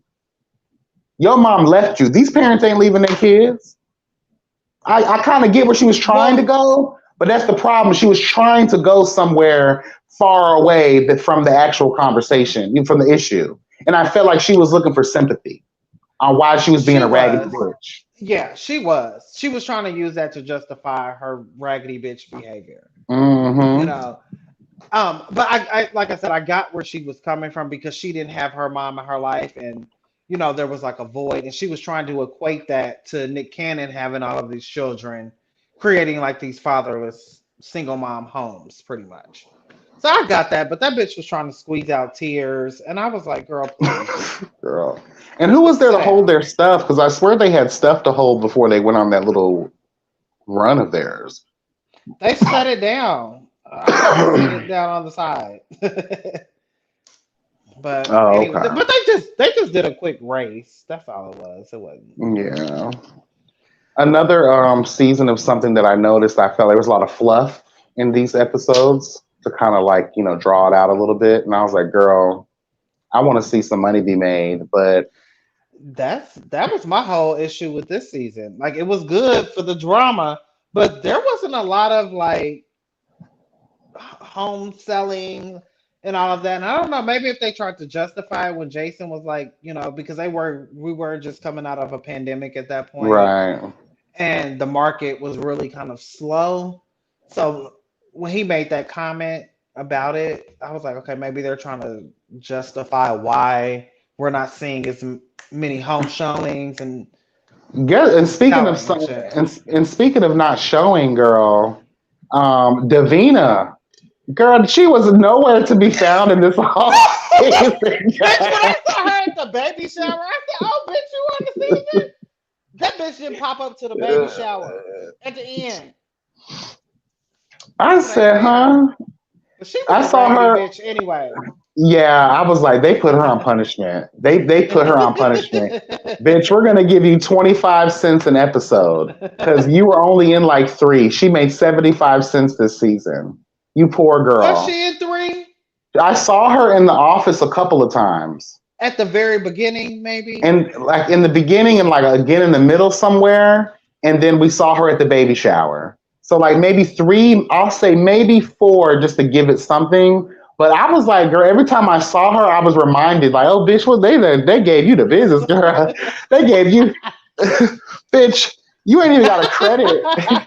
Girl, you ain't even got a credit, bitch. Like, girl, please. I forgot about her. And when I saw her at the baby shower, I said, oh, bitch, you in the season? I forgot about you, girl.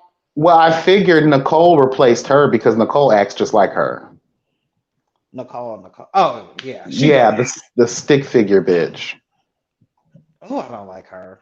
Oh, And even when they were in Palm Springs, like she was just lit. She just kind of has like this resting bitch face. She was And it's giving like Karen. she just, it's like she doesn't want to be there. And I'm like, why are you even on the show?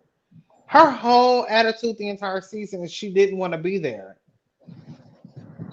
And she kept trying to play on this whole like, oh, who she's known longer shit. A lot of times that doesn't even matter, bitch. Because one thing that killed me with her is she gives me Karen vibes through and through. Like she's victim minded all through. Oh my God, and just over exaggerates. And girl, just don't be black and walk past her because she's gonna call the police and say y'all beat her up or something. Girl, no ma'am. Like I can't stand people like that. Oh, and speaking of like other people, and I hate to say this, I've said this in my car conversations about her seasons ago. Amanza.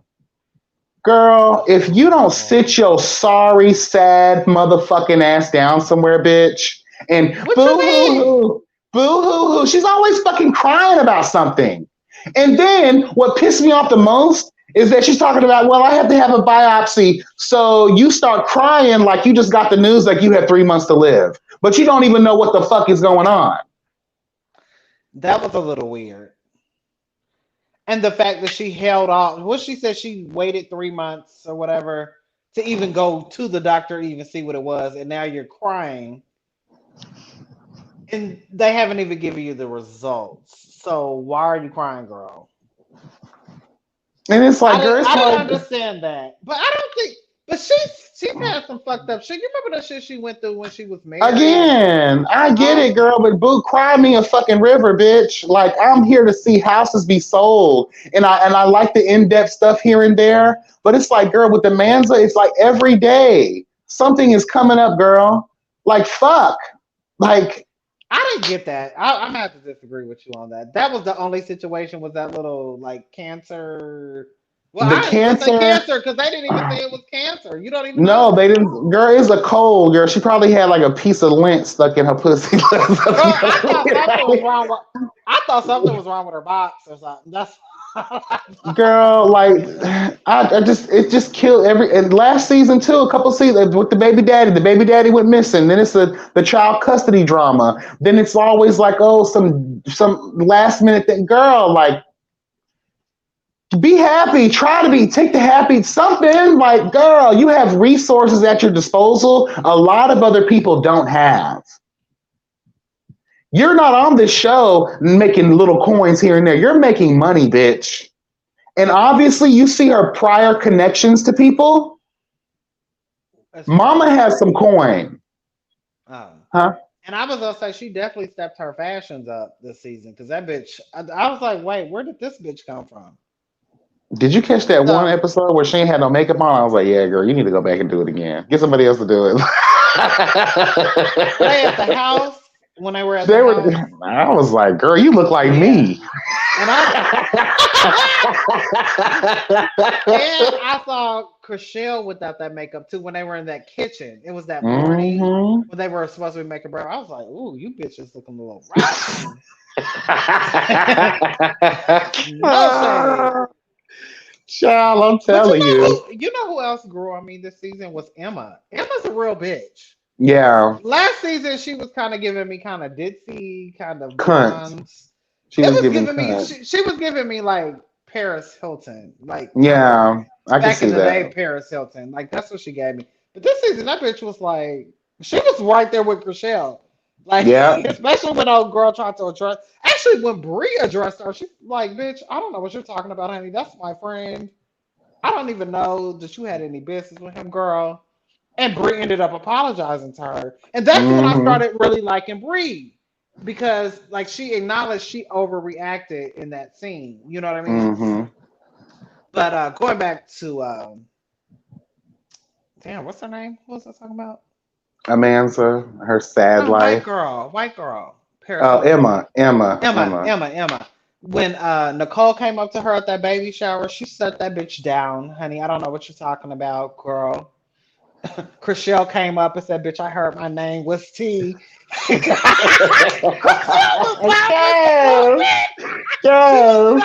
the bullshit. and read her for filth again. Gave her I'm the like, business. Michelle is not playing with the girls this season. I'm here for it. And Nicole marched off looking foolish once again. But that Can was I really can I tough, that Hattie. Oh, go can ahead. I ask you one question and then we'll get out of here. If you're with a man, y'all are dating, there's love in the air, conversations of engagements and marriage, potentially children, right? You guys break up because you realize your partner don't want to have a kid.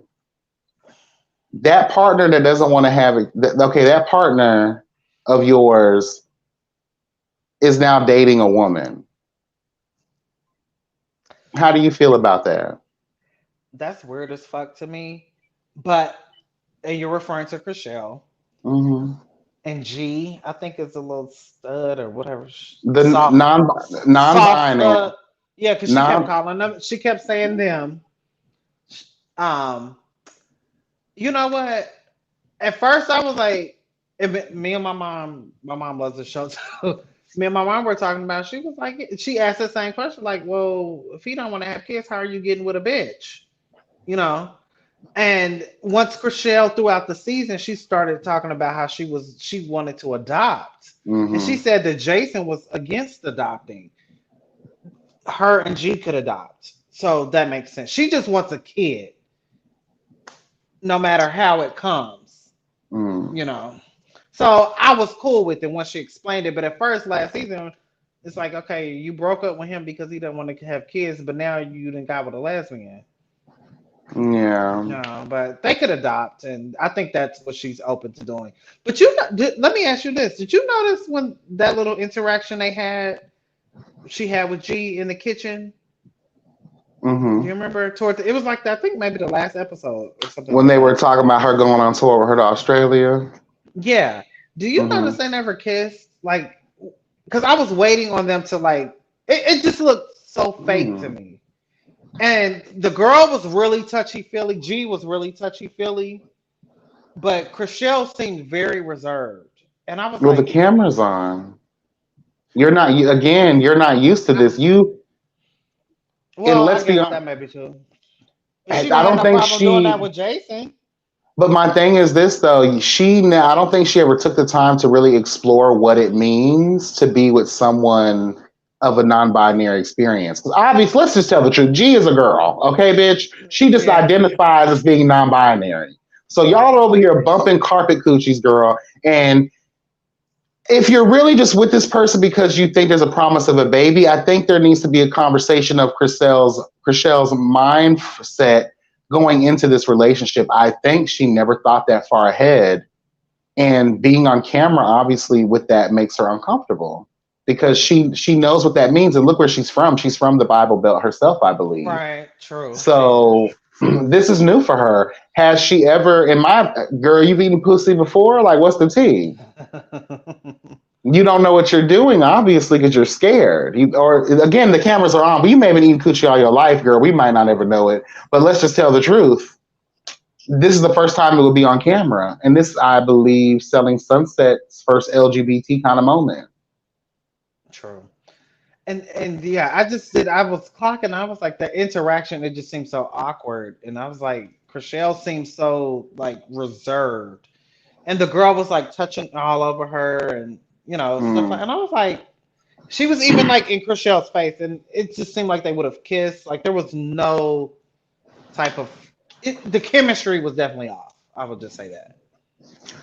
Well, I don't know. But I want to tell Chriselle, girl, you can't do young people shit. Y'all old hoes be trying to date these young people, girl. And you going on a whole festival tour. Bitch, you're going to be in bed by 7:30 p.m., girl. Come on now, girl. You can't go on that tour. Make your money, bitch. If you can come out here and sell these homes, girl, sell these homes. Let young people do young people shit. Yes. Y'all be wanting to be all up under each other and shit like that. Nah, girl, get your money, bitch. That's what I be thinking to myself. Fuck that. Yeah. And she's young too. So what, you scared she finna go bump coochies with some Australian bitch? Come on, let's tell the truth. Girl, stay home, make your million, stack your bread up. Then if you want to go out for maybe a week take a vacation, Right, 2 weeks, exactly. not the whole fucking summer. Girl, please, that's clingy. Yeah, what was she talking about? 2 months or 3 months? Yeah, like two or And 3 then she months. was Like, talking about we can't let it go longer than 2 weeks without seeing each other. Really, bitch? yeah, that's, And you're getting $300,000 commissions on homes, girl? Really? let me tell you. Because that's And what I was no getting from shade. Chriselle too. Like she was willing to give it all up. Like I don't, That's how the girl. season ended. She was Yeah, like, you remember Mary was like, go ahead and go yeah. with G. That She fucking walked crying out. ass, cry me a river ass bitch. I was here. I felt it, and I know you was reading because you finished the season before I did, and you was reading her talk about she needs to get a backbone. But I kind of understand if these are two of your best friends. She's I been doing kind that of since season and one. the bitches was drunk. Think about See, that too. she's been doing this crying ass shit since season one. I'm here. I'm here. Okay, since season one, Mary has been having a little lamb girl and it's been pissing me the hell off.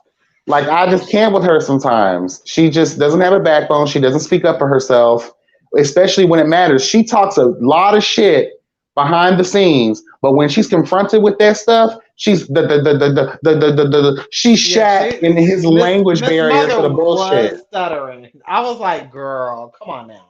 But she, in the same breath, I really love the fact I sound like her now. I love how she was really balanced with the Chriselle and Nicole thing. Like to Nicole's face, she was telling her the truth, even though she had a difficult time getting it out.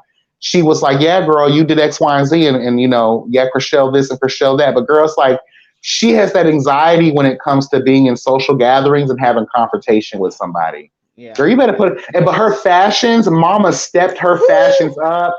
Mary no longer looks like an old bitch anymore. Old grandmother. That bitch was beat out the entire.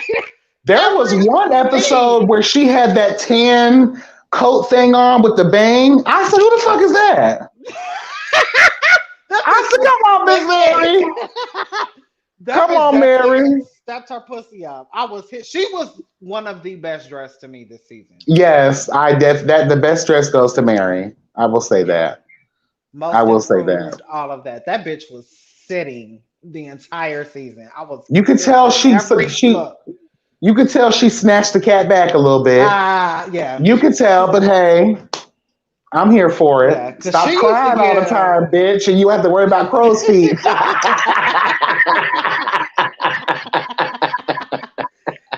Yeah, I was here for her looks, and I want her husband, bitch. Girl, she put him on. When I tell you that money is coming, that money is in a circle. Mm-hmm. She did that's how you do business, baby. Like I just wish, that much. Remember, he was broke, Dusty. He was out here. He was a pastry chef, girl, at a damn restaurant. I think in the first season, girl. You know, he was out here slanging cookies. Now he out here slanging. He's the head contractor now on $10 million projects. Keep the money in the family.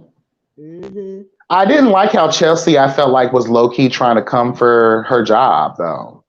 Yeah, that was late.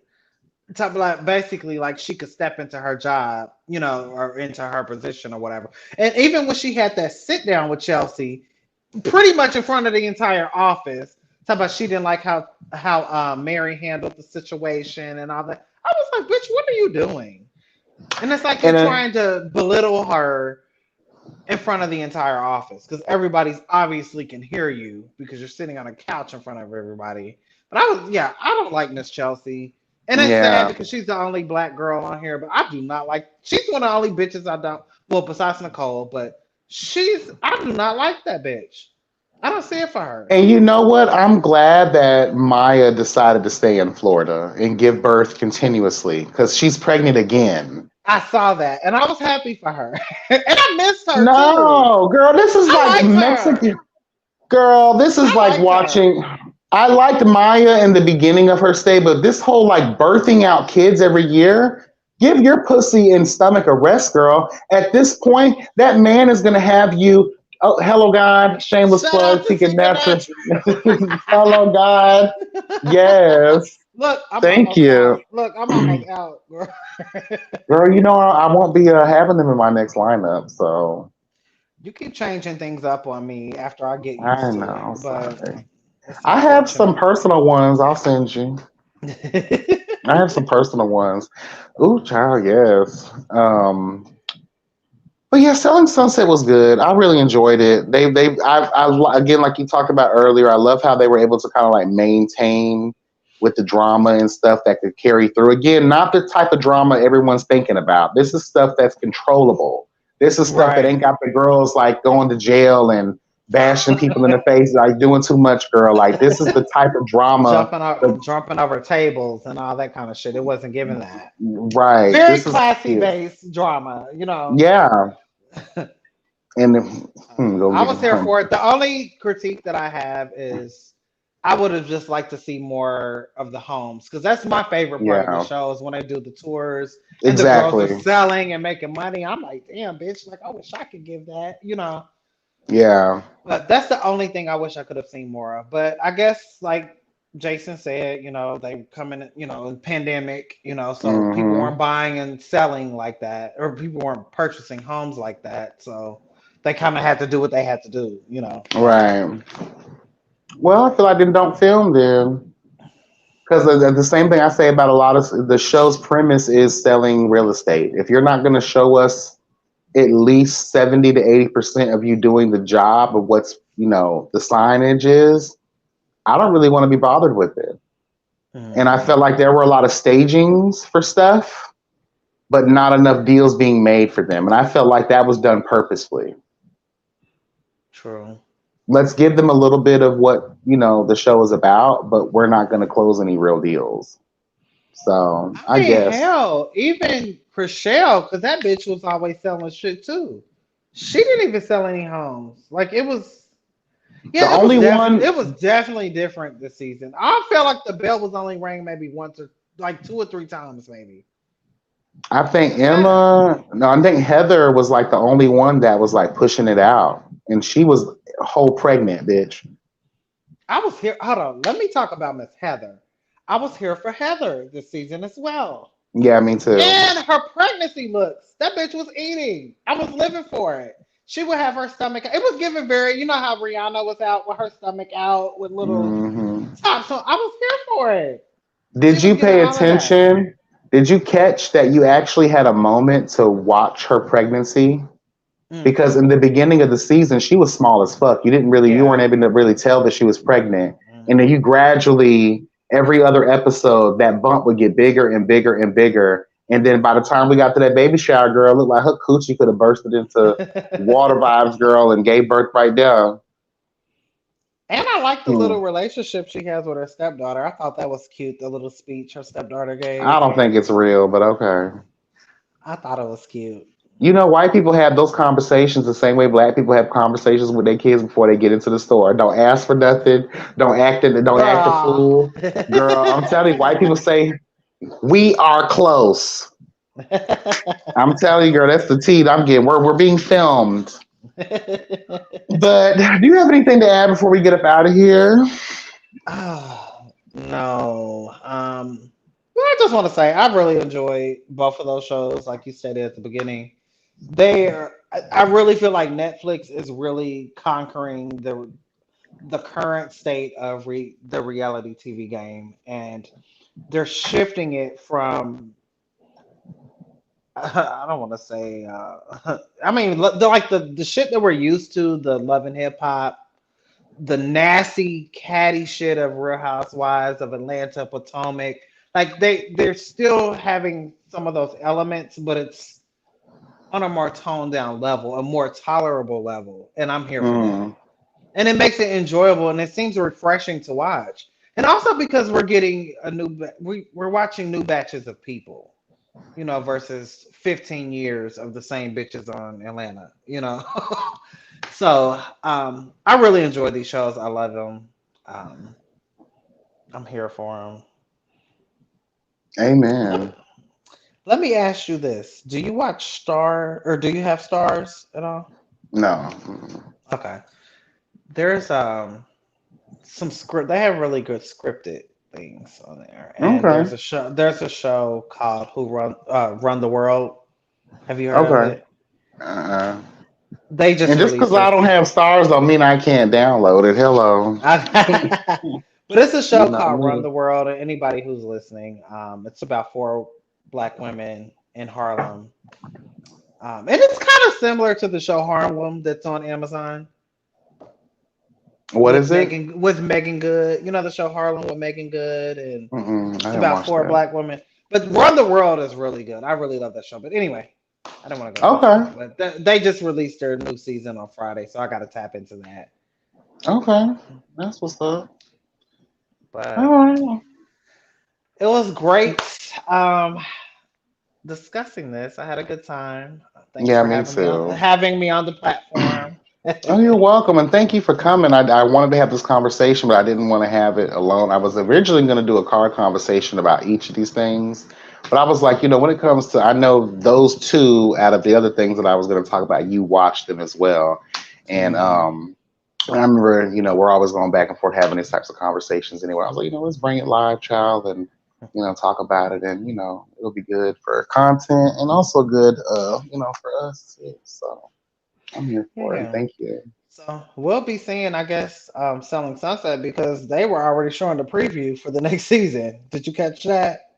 I did. I Reunion? wonder if they were gonna decide to do another reunion, and that's the thing I want to know about Right. young famous African rich bitches. Like, are y'all gonna do a reunion? Girl, They this is need worthy. something. Right. It's reunion worthy, especially Definitely. after all the drama. I want to host. And we didn't see.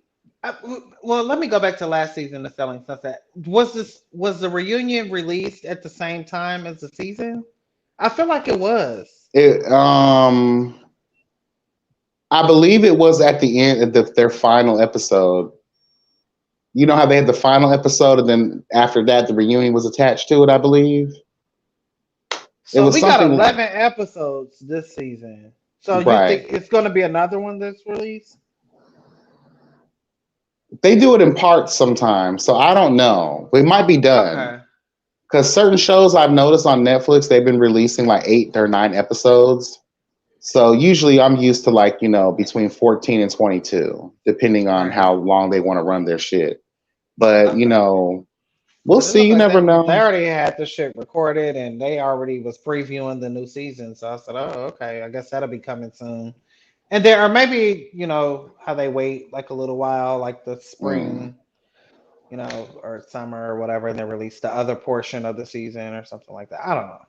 Anyway, let's get off of here. We done been on here over 2 hours talking shit. Yes, it's all good in the hood. All right, y'all. Thank you guys for coming and tuning in. And for all the people that will be catching the replay, thank you so much for tuning in as well. Again, make sure you guys check these shows out if you have not had a chance to. They are both on Netflix, child. And yeah, thank you guys for engaging. Love you. And again, thank you, Jace. Thank you so much, boo. Bye. Y'all be blessed and never stressed. And remember that health is truly wealth, bitch. All right, bye.